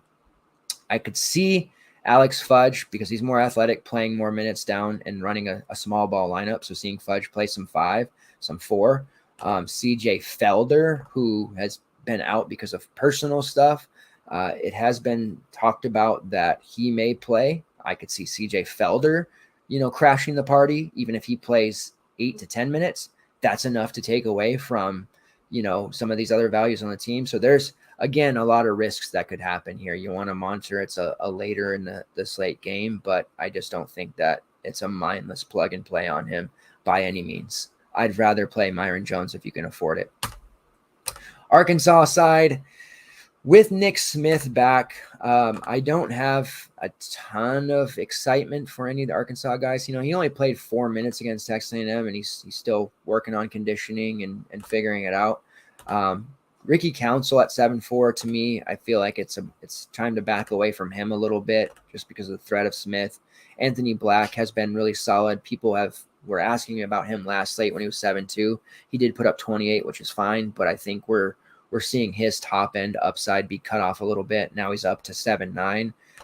Like I said, the threat of Nick Smith being back, playing 20 minutes, taking a lot of usage away, just hurts all of those plays, and even Debo Davis at 6.8. So I'm going to be vastly underweight on Arkansas players, and it's not a comfortable feeling by any means because Florida is a fantasy-friendly unit, but the prices are just high enough on these Arkansas guys. I mean, Mikael Mitchell 6'8", Makai 5'7", Devo 6'8", even Jordan Walsh at 5'5". Like, they're just okay prices that I don't feel like they're gonna slam over 3.5 to 4X very often.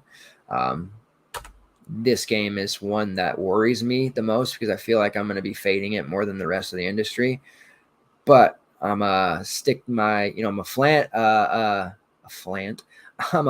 planting SOB, and that's going to be one of those spots that I'm going to hold tight to my convictions. All right, finally updated Tay Williams. See, I told you, man. I told you they didn't want that problem. I'm glad they didn't make us wait until the morning to get paid though, because that would have been a bummer. All right, we've made it, Alex. If you're still up, over there in North Carolina. We've made it to the game that you requested us to skip to, and that's, of course, Wake Forest versus Miami.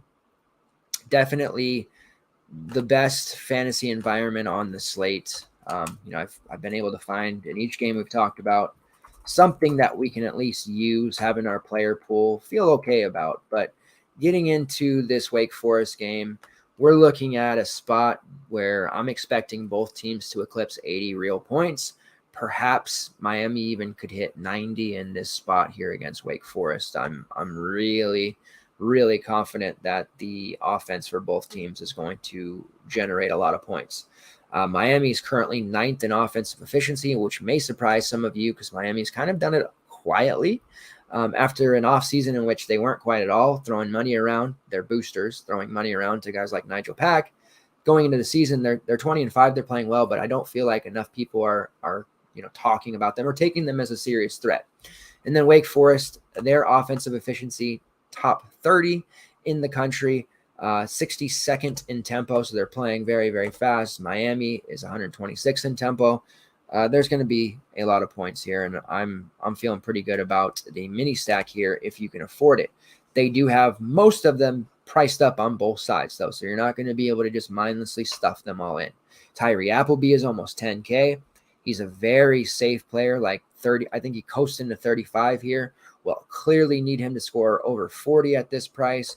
He's definitely shown a capability of doing so. Pulling out some prior games, 35, 7, and 11 against Adams' North Carolina team. He took 20 shots. That was a 63. He had 27, 5, and 4 against Duke for 40 fantasy points, 16, 9, and 7 against Notre Dame for 39. Georgia Tech, which was a very odd game. They eked out a 1-point win against them, 16, 3, and 6. That was a down game for him, but he put up 32. So a down game is 32. Definitely solid. He put up 50 against Clemson, 37 against FSU, 40 against BC, 40 against UNC the first time. So he has the 40 upside in him, definitely. But we're looking at the highest price he's been ever. Florida last year and this season, he's been toiling around the upper 8K range. Been fine in this. I think I would have probably had him in 70% of my lineups at like 8.5 even. 9.6 is a little bit tougher, even though we have that value. However, he's definitely one of the safer options in that range. We can make it work. We feel okay about it. Miami has the chops to perhaps slow him down a little bit, maybe hold him under 40, 45, but he's definitely got a high floor. And if raw points are a premium here, as I think they are, he definitely makes sense. Now you have Damari Monsanto, who is a shooter through and through, but also rebounding at a high level lately. 7+ rebounds in 3 straight games. Another guy, high floor, sitting around 20, 25 fantasy points. They have jacked his price up to almost 8K, which is the highest price he's been all season. He has a very high shot rate. Pull that up real quick.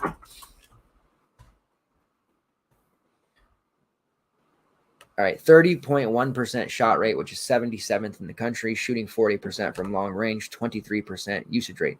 His shot rate in conference is 28.9%, but that's still 7th best in the country, and he's shooting the 14th best three-point percentage in ACC games. So definitely the guy who's going to continue to score at a high level. He typically sees the weaker of the perimeter/wing defenders because of all the attention paid to Tyree Appleby. And for a time there, Cameron Hildreth was playing out of his mind, so he was also drawing one of the better defenders out there. Hildreth sitting there at 7.5, we're not getting a discount on him. He had been so good to us in the middle part of the season, paying off his props every single slate, popping 30+ fantasy points every single slate. The last month or so, he's come back down to earth, and I think that's just because defenses, game planning for him more after watching him just crush the likes of Clemson, BC, Virginia, Pittsburgh, putting up these, near triple-double games. In fact, he had a triple-double earlier in the year. It was against Hampton, but still, when a guy has a triple-double, you got to take note. And I think that additional defensive pressure has caused him to regress back a little bit, and he's, figuring that out. He had a nice 19-2-1 game against Georgia Tech last time out for 28. But at 7.5, he's definitely, not the posh play or the must-play guy that he was for me in the past. Still have interest in him, as I do in everyone in this game. but he's more on the back burner than I would like. And then you have Andrew Carr, same price, 7.5. We'll have to deal with Norchad inside a little bit between him and Bobby Klintman. He is more of a finesse player at times, likes to bring his defender out, shoot threes. He's a pretty gifted scorer, but and a good shot blocker at that. But I do have concerns about him performing in this matchup against the Miami front court. So I'm a little bit hesitant to get much exposure to him. And then lastly, Bobby Klintman is sitting there at 4.3. His minutes were trending upwards, and they continue to do so. 4 straight games, over 22 minutes. He played 29 against Georgia Tech, 22 against North Carolina, 22 against Notre Dame, and 33 against Duke. So we're looking at probably 20 to 25 minutes. Wake Forest has really struggled to have that fifth starter spot. You know, they're locked in with Appleby, Hildreth, Monsanto, and Carr, but they've gone between Matthew Marsh, Bobby Klintman, Davion Williamson, and Davion Bradford for that fifth starter spot, and it just hasn't figured it out. Against North Carolina, they went with Davion Bradford, and he played pretty well, but against Georgia Tech, he played just the 4 minutes. They went back to Williamson. They have not started Klintman yet, but he has played starter-esque minutes in that fifth spot in the second half. So regardless of him starting or not, I do like him. I think they will certainly need him on the floor to deal with that Miami front court. Marsh and Bradford are both 7 foot, 7'1". They're more apt to maybe deal with the height of Miami, but Klintman is more of a diverse option, capable of being a little quicker scoring, and his defense is a little bit better overall as well. So I'd expect Klintman to play a fair amount in this game, making him at least in the player pool for values at 4.3. Miami side, give the respect that he deserves to Jordan Miller. People have been disrespecting Jordan Miller for years, but not on my watch. We had Jordan Miller several times against Syracuse the last year or two, putting up those big games. Miami's guard situation over the last couple of seasons have prevented him from taking too many shots, but this season it's a different story. He is taking a far more amount of shots, especially in ACC play, which has pushed his upside and his floor through the moon.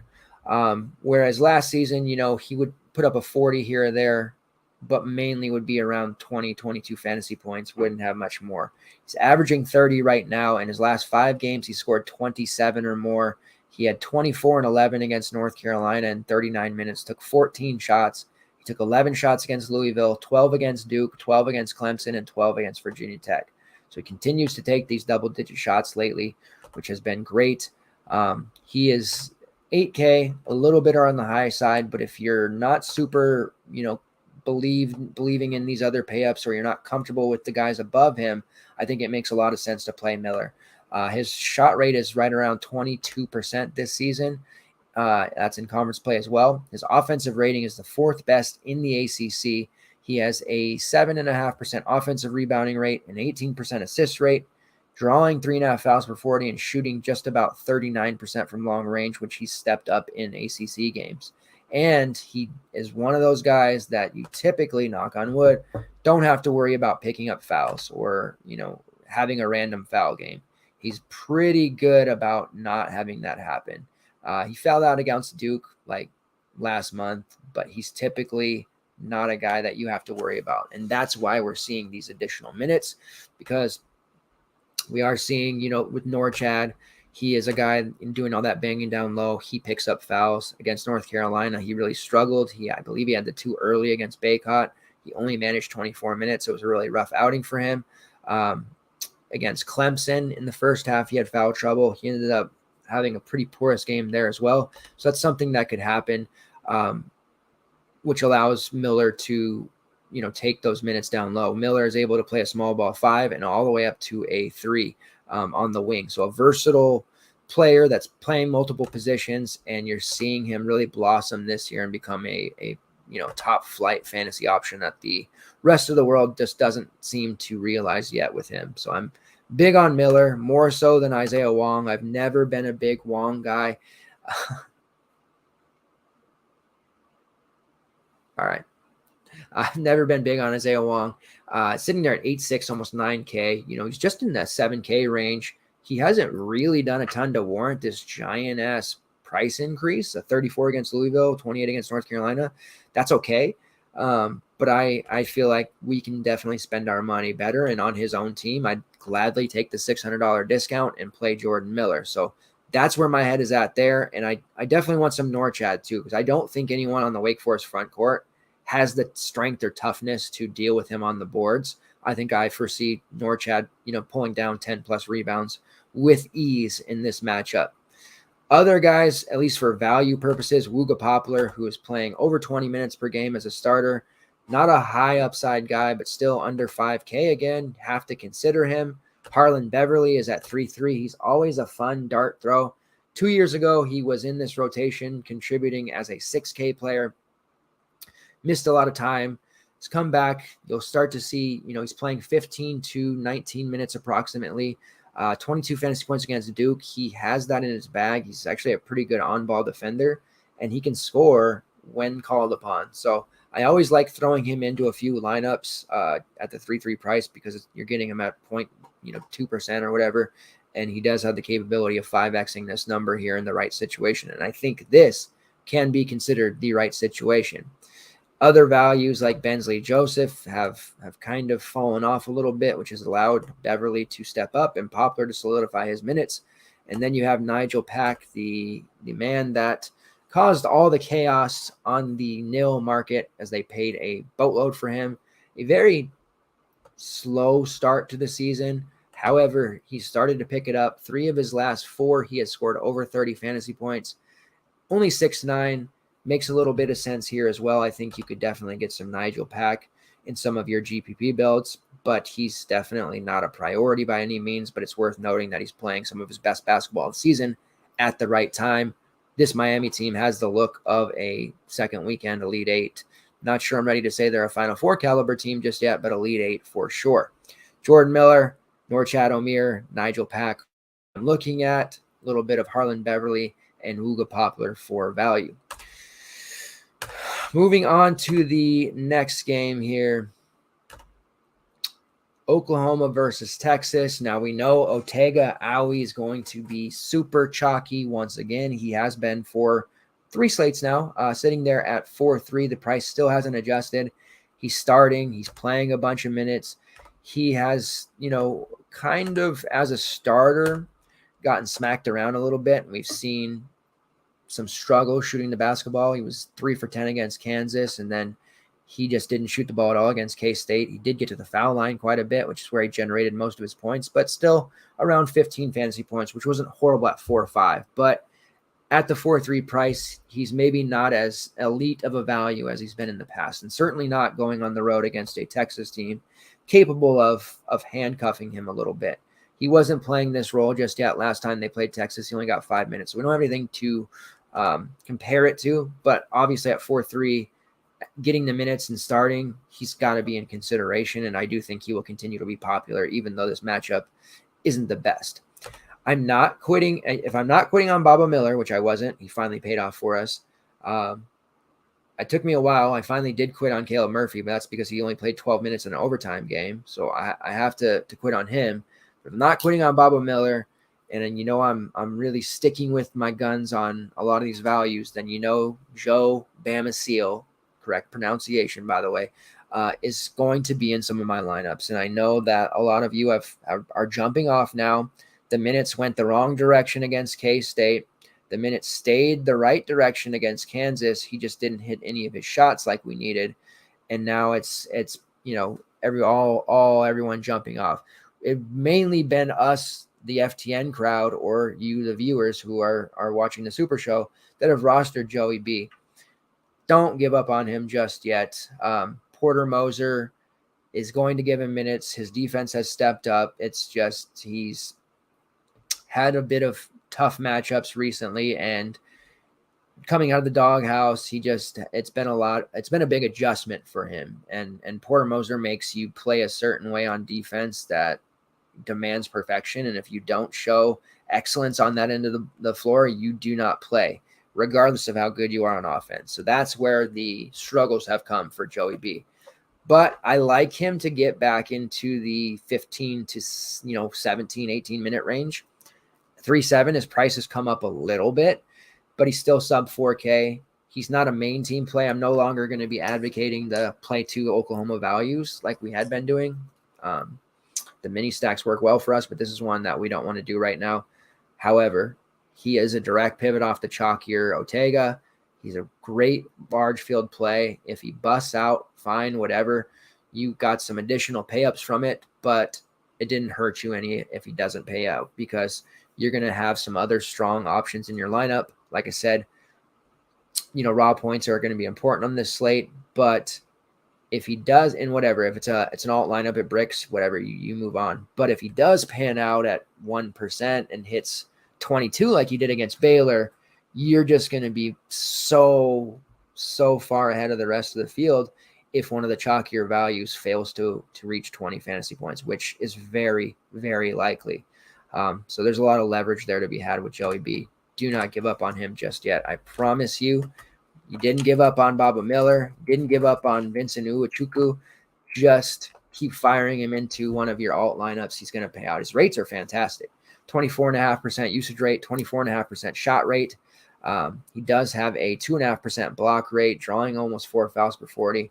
Like, he's got the chops. Grant Sherfield happened to just, he's kind of been sleepwalking lately, but he wrecked Kansas State 22, 8, and 6.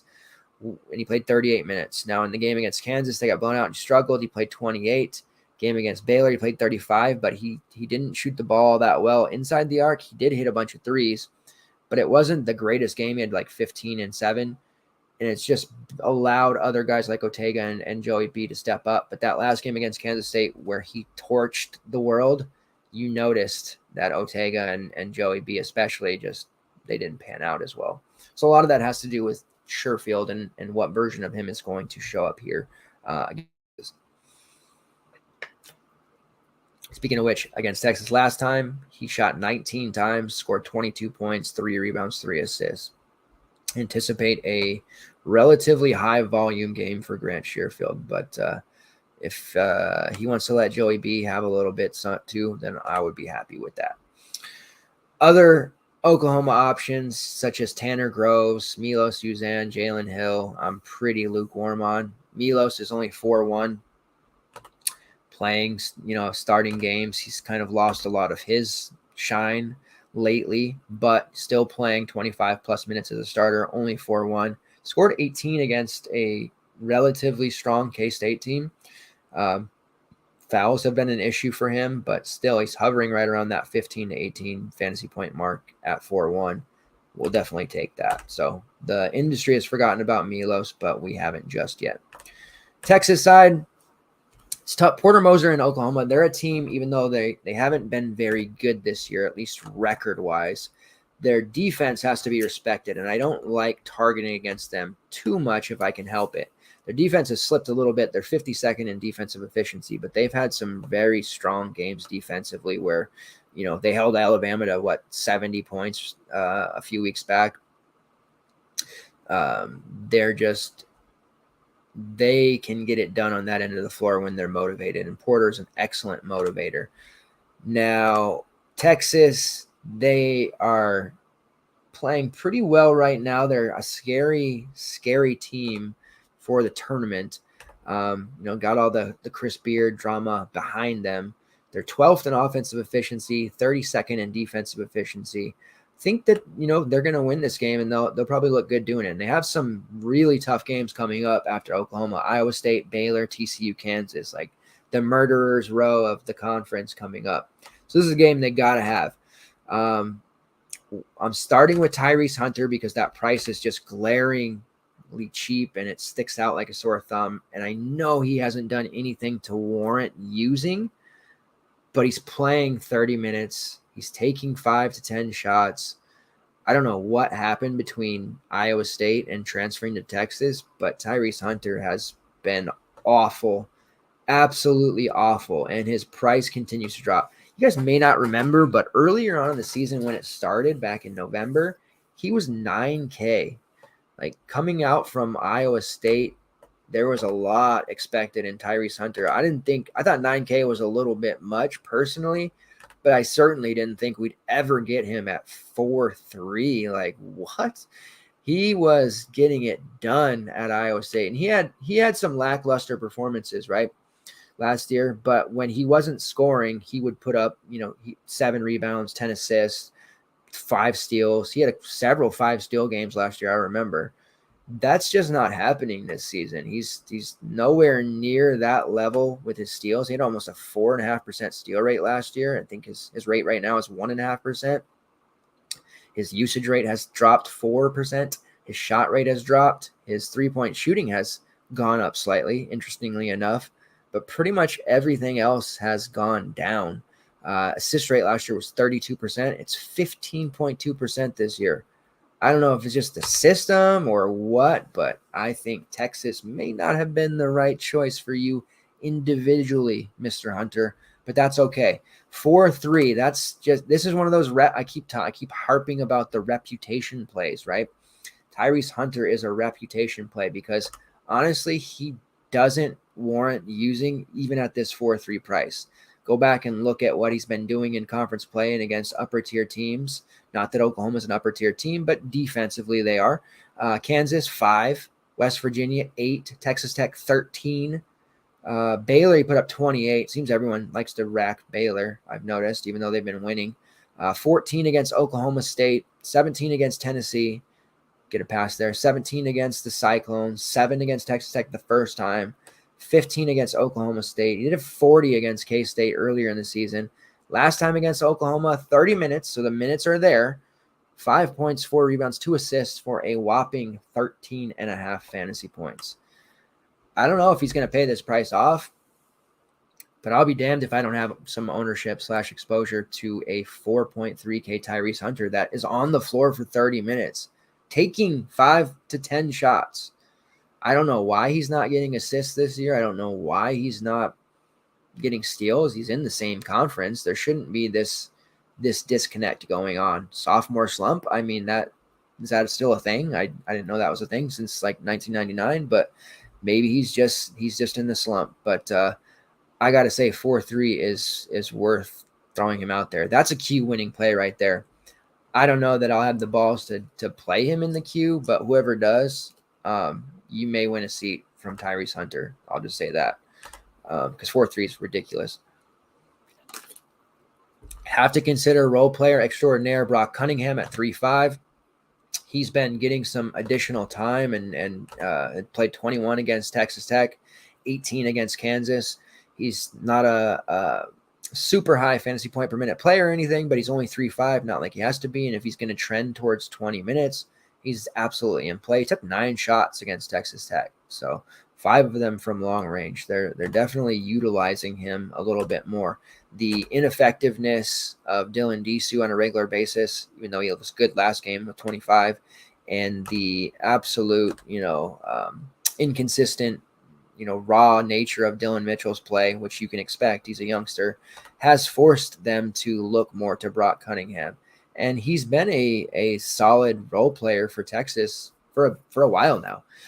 So at 3.5, I think he's definitely fine. Even Christian Bishop, who has flashed some upside recently and looked like the Creighton version of himself, has gone back to throwing up 8s and 15s, and it's just tough to really get behind him as well. So it's necessitated the fact that Cunningham's needed to play a little bit more with these other front court options in Texas, not giving them a whole lot on the minutes that they're getting.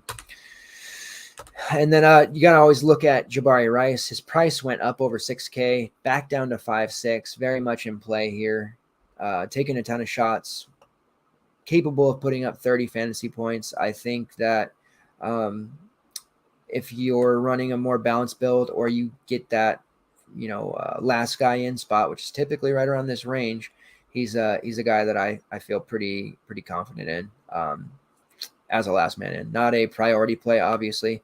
He scored 11 and 7 against Oklahoma last time in 20 minutes. I could see him playing right around 25 to 26 minutes here and paying this price off even against a tough defense like Oklahoma.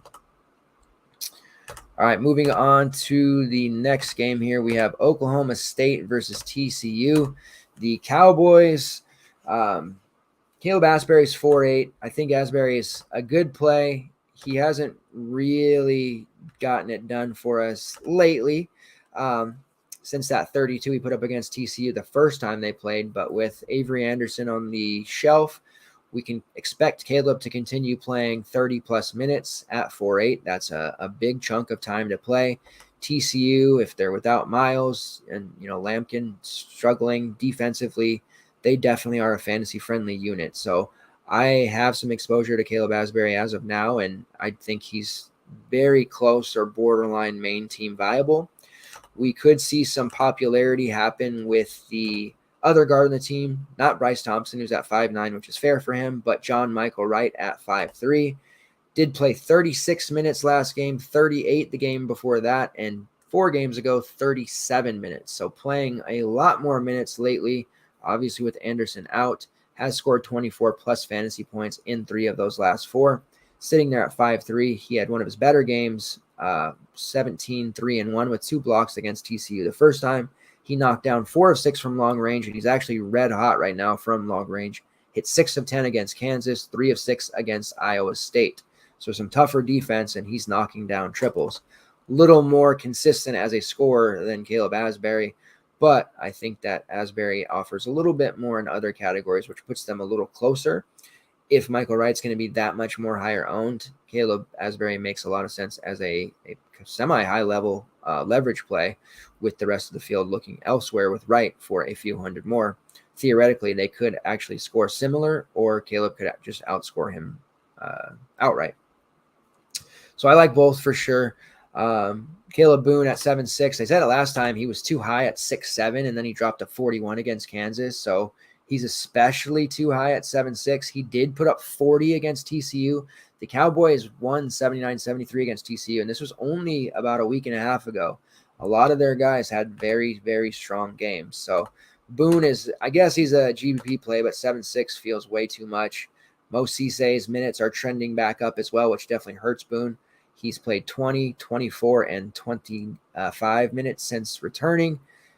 Fantasy points per minute number has gone down as he, missed time and took time to get back into the swing of things. But the minutes are definitely trending back towards 30 again, which ultimately is going to lead to the upside of Boone and other players dipping down a little bit. Let's go to that box real quick. All right, so John Michael Wright, 17 real, Caleb Boone, 25, and Caleb Asbury, 19. So all 3 of those guys had strong games. Bryce Thompson didn't, even though he played 35 minutes, and we've seen Bryce Thompson pop a little bit. So we could see a more balanced attack for their guards, and then they're still using Woody Newton, who's not a guard, but a kind of a fourth big or whatever between Tyreek Smith and Mo Cissei. Cissei has been coming off the bench since he returned, with Newton starting, but I think that's going to flip very soon as well. So you don't have to look at Newton, even though he's relatively cheap at 4-1. I would rather just go to one of the guards instead, one of the real guards, I should say. On the TCU side in that game, Damian Bowe, 12, 6, and 5 with 3 steals. Shahada Wells had 14 and 4. Emmanuel Miller, 17 and 4. And then we saw Jacoby Coles have 15 and 4 off the bench. Coles, a high fantasy point per minute player, always an intriguing option, but they have him priced at 6'2", which makes it extremely difficult to get behind. We also may see the return. Let's see here. So Mike Miles is going to play. He didn't return last game, even though he thought he might, but he's going to return, it sounds like, for the game against Oklahoma State. So that is going to throw off everything here.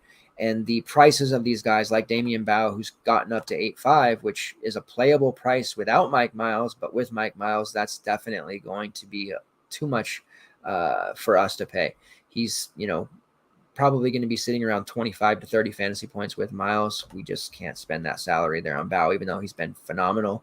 Emmanuel Miller, who has been pretty solid this season, 7K. That's even feeling like a little bit too much. Shahada Wells goes back to playing, off the bench and relegated to mop-up duty. Although he's played so well, maybe he's got more of a role in the rotation now. And then Jacoby Coles, who has been pretty, like I said, strong in terms of fantasy points per minute. 6.2 is going to be too high. That's going to have to drop back down before we can consider using him again, even though I think they will need him against Oklahoma State.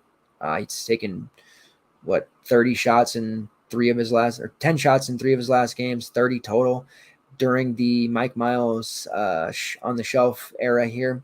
So Coles is definitely a guy that I think we're going to be talking about a lot more in the future and could actually still pay off that 6.2 here if the minutes creep closer to 20.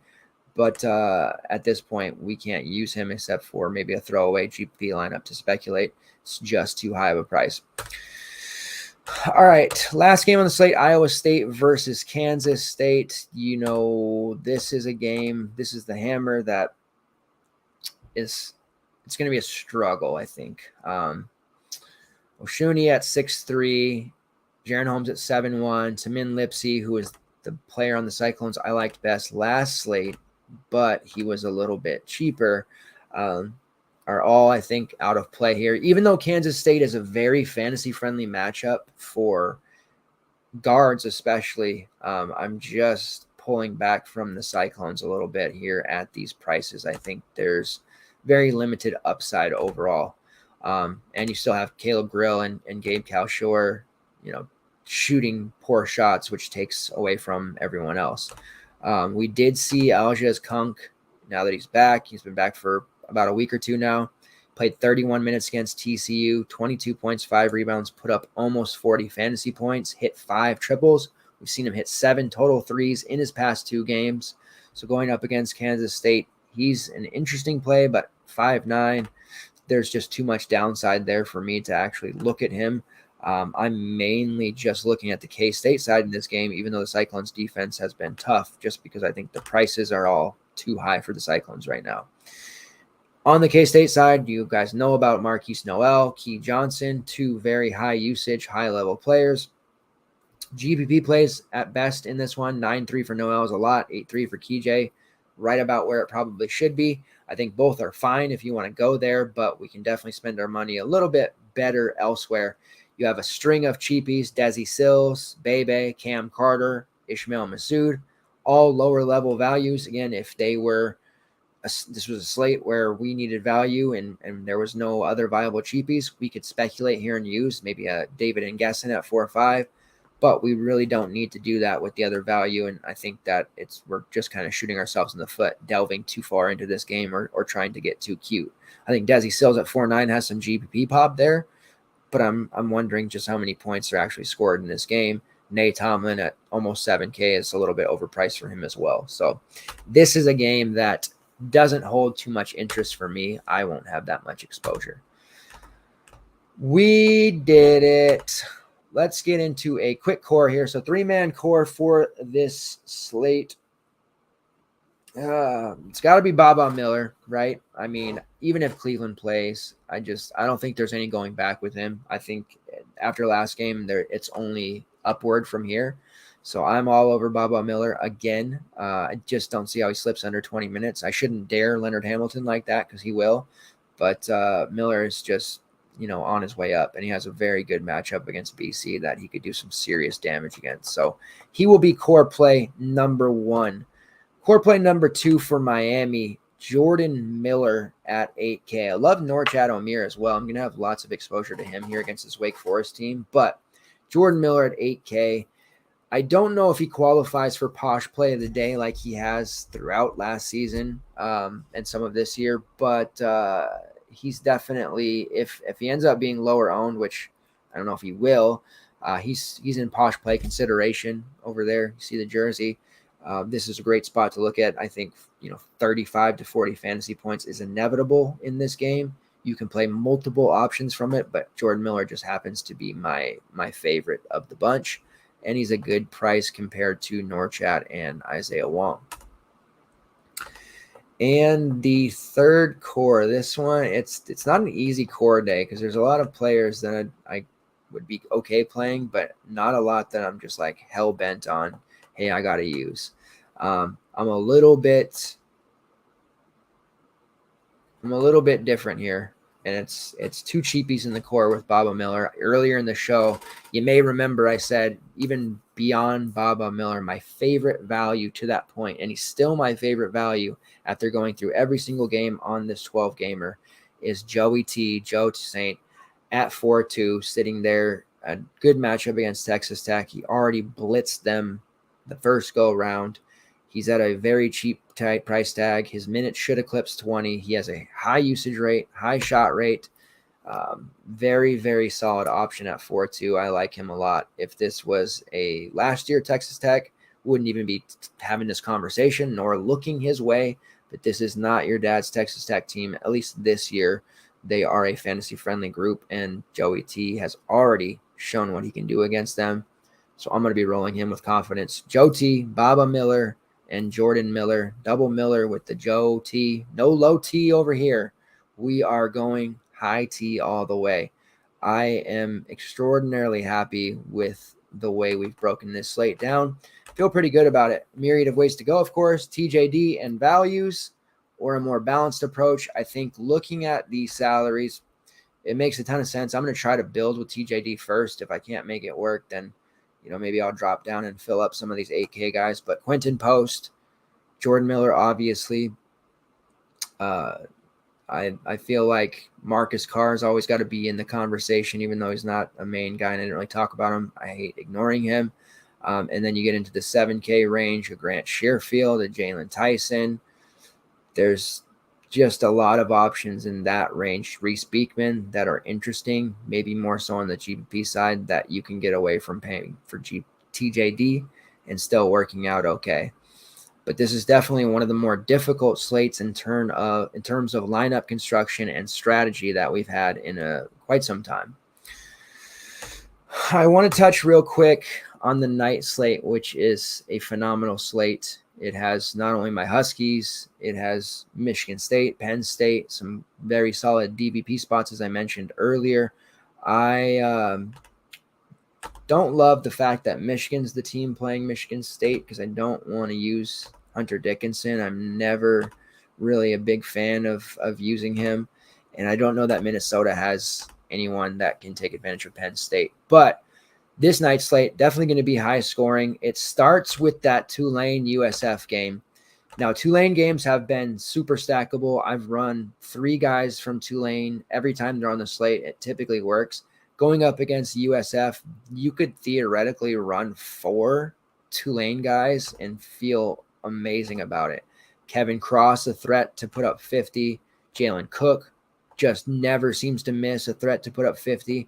If his PRA is 26.5 on DK tomorrow, slam that over because it's been a super profitable over throughout his time this season coming back for Tulane. Jalen Forbes is a threat to put up 40 plus. All 3 of them cost 8K or more, so it's tough, but you could definitely do it and make it work and feel good about it. Sion James has been a relatively strong scorer. Tylen Pope, RJ McGee, there's been some values, but I want to run 3, maybe even 4 Tulane if I can afford it. And then coming back on the other side for USF, Tyler Harris should be a lock for 30-plus fantasy points against this Tulane defense. You have Sam Hines sitting there at 5'4". He should be able to pull down a fair amount of rebounds. Russell Tashua, Corey Walker at 5'3". He's been a very strong value. He flashed against Cincy for 37 fantasy points. He could crush this matchup. So this is a game stack slate all the way for that particular game. Washington Huskies, my Huskies, PJ Fuller missed last game.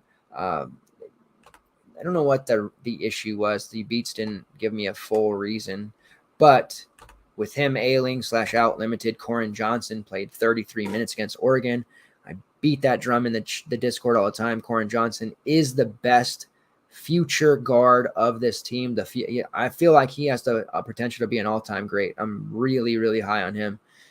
Contributes in all categories. His scoring is still developing, but he's a great rebounder for a guard. He's very good on-ball defender, one of the best defenders we have on the team already. Only 3-3. We'll have to monitor news. At this point, I think it's going to be one of those strings of 2 or 3 games where Hop is playing him 30-plus minutes, and Noah Williams loses time, Fuller Bay, and then Keon Metafield, who's a better scorer as of right now, still playing 28 to 30 minutes as well.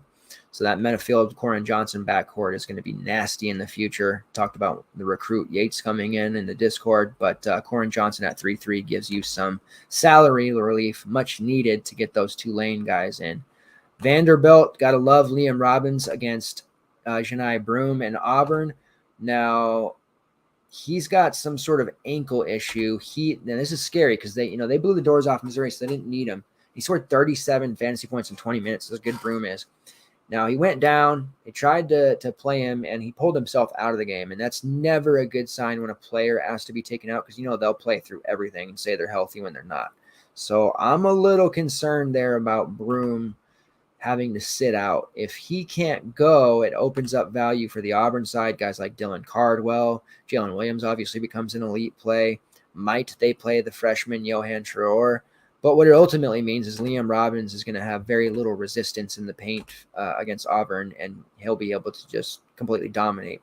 And he's been dominating against the likes of Ole Miss, Tennessee, Florida, South Carolina. He's just continually putting up big game after big game.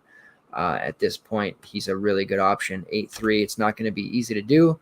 Might have to play 2 Tulane guys.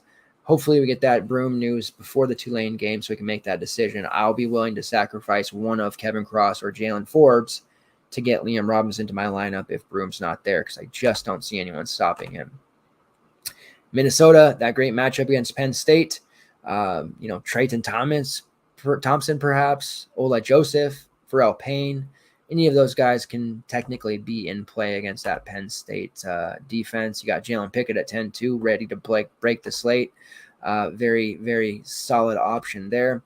St. Mary's versus BYU, that's going to have some fantasy goodness if you'd rather run a more balanced approach. St. Mary's has a numerous amount of guys in that mid-range that could do really well. Vincent Uchukwu's price has come up slightly, sitting there at 5-1. Foul trouble last game against Cal in a blowout. Don't be afraid to go back to him there against Stanford. I still think he's fine at 5-1 if you can make it work. Cal will offer you some value with Joel Brown at 4-7, even though he's horrible and everyone on Cal is. But we need some cheapies to make this work. Colorado Luke O'Brien had his best game ever. He's still under 5K. Scored 26.5 fantasy points against ASU, 24 against Utah. So that's another value option that you can potentially look at. Or if you want to go full send and target the Michigan State option or DVP, you have Hunter Dickinson at 9.5 if you want to go for it. Or perhaps sneaky value, Terrace Reed, give him 15 minutes. He only needed 14 minutes against Indiana to score 18 fantasy points. He only needed 13 to score 18 against Wisconsin, and 11 minutes against Nebraska. He scored 17. He's only 3.6. He's probably not going to play more than 12 to 15 minutes. High fantasy point per minute player. An ace matchup against Michigan State. We need that value. We got to make some room for these Tulane guys and Liam Robbins and, perhaps Tyler Harris on the other side of USF. Terrace Reed, a sneak value to make that happen. Don't be surprised if he puts up 20 fantasy points in only 14 minutes against Michigan State. All right, let's go to PrizePicks. Talked enough about that slate. Give you guys a little hookup on that. PrizePicks. Let's get into what the board has now. And they will be adding a lot more. I know I say that, but right now with the way Justin Mutz is playing, now it's not on that first slate, but his fantasy total, which is starting to creep, is 34.5 against Pitt. He's constantly threatening to put up a triple-double. The Virginia Tech guys between Mutz and Grant Basile have been unstoppable lately. I know 34.5 is high, but I'm certainly going to ride that into 40 against Pitt. They're improved much better, threatening to win the ACC, but Justin Mutz is just playing at an unconscious level right now. You have to keep rolling with him. That's going to look too low. The 34.5 fantasy points, taking the over on that one. Let's see, what else do we have? PJ Hall over 28.5 against Louisville has a potential to turn into a blowout, which could hurt him. But the way that Clemson played in that last game, with Hunter Tyson clicking on all cylinders, PJ Hall, Chase Hunter playing at a high level, knocking down every three that he takes, Makes the game that much easier for PJ Hall. So over 28.5. Joel Soriano over 31.5 fantasy points against Creighton. He can muscle around Kalkbrenner. I have a lot of faith that he will do so. And then lastly, you got to go with my man from Santa Clara, Brandon Podziemski. He never fails. DK has had his PRA at 29.5 or 30.5. In the last 4 or 5 games, I've just slapped the over and walked it to the window because he does everything from this team. Scores, rebounds, assists, high usage. His PRA on PrizePicks is 30.5. His fantasy total, you could take that too. I know it feels like a high PRA, 30.5 to take, but again, I'm walking it to the window with consistency. I'm taking it again. If you want to go with this fantasy total of 35.5, you could do that too, but at least with the PRA, you're just taking away any turnover issues that may happen. Portland, it's definitely a fantasy-friendly matchup you can take advantage of. He is the real deal since he transferred over from Illinois, and he is hitting that 31-plus PRA number with regularity. So that's actually my number one play for both PrizePicks and DK props. Go ahead and slap the over on that one. All right. I think that'll do it, guys. I'm wrapping up here. I know you're asking about Yale versus Princeton from a betting perspective. I would imagine Yale just dropped a close one to Penn, playing those back-to-back games as the Ivy League does. I can't get into the DK book from where I am right now until I get there. So Ken Palm has it a 1-point win for Yale. So depending on what is -1, -2, something like that, I would be on the Yale side myself. We saw Matthew Nolling tonight, Bez and Bang, EJ Jarvis. They had August Mahoney off the bench. Pretty solid group of players there. John Pouladakias, he shot 38% from the 3-point range this season, and he was on fire today. Just another option when their other guys aren't hitting. He's 4 of 8 from downtown against Penn today. So I would be taking the Yale side there, depending on what the line is. Wish I could be more of a service there, but they have it blocked from where I am currently at. I can't see the board until I get to the book in person. All right, that's it, guys. Thank you very much. We'll wrap this up. There will be an article, just a quick rehash of my top plays, definitely direct to the show. I am going to be up all night most likely, so I will try to have timestamps. So those of you that want to check out the night slate content that I gave here at the end, you'll be able to do that as well. If you have questions, you can obviously get me on Twitter at dubdeuce85 or DM on Discord or any of the social media platforms that you have. I am on. Appreciate it. We'll be back Monday night to cover the Tuesday slate in the next show. But remember, starting next week, Monday, Tuesday, Wednesday, and Friday, 4 shows next week, bringing you all the action as the season winds down. We are very close to Selection Sunday. Crazy to think about. Mini Max, multiple seats going on tomorrow. Let's see all the green screens. Let's walk to the window. Let's make lots of money together. All of us appreciate it. Thanks, guys. See you.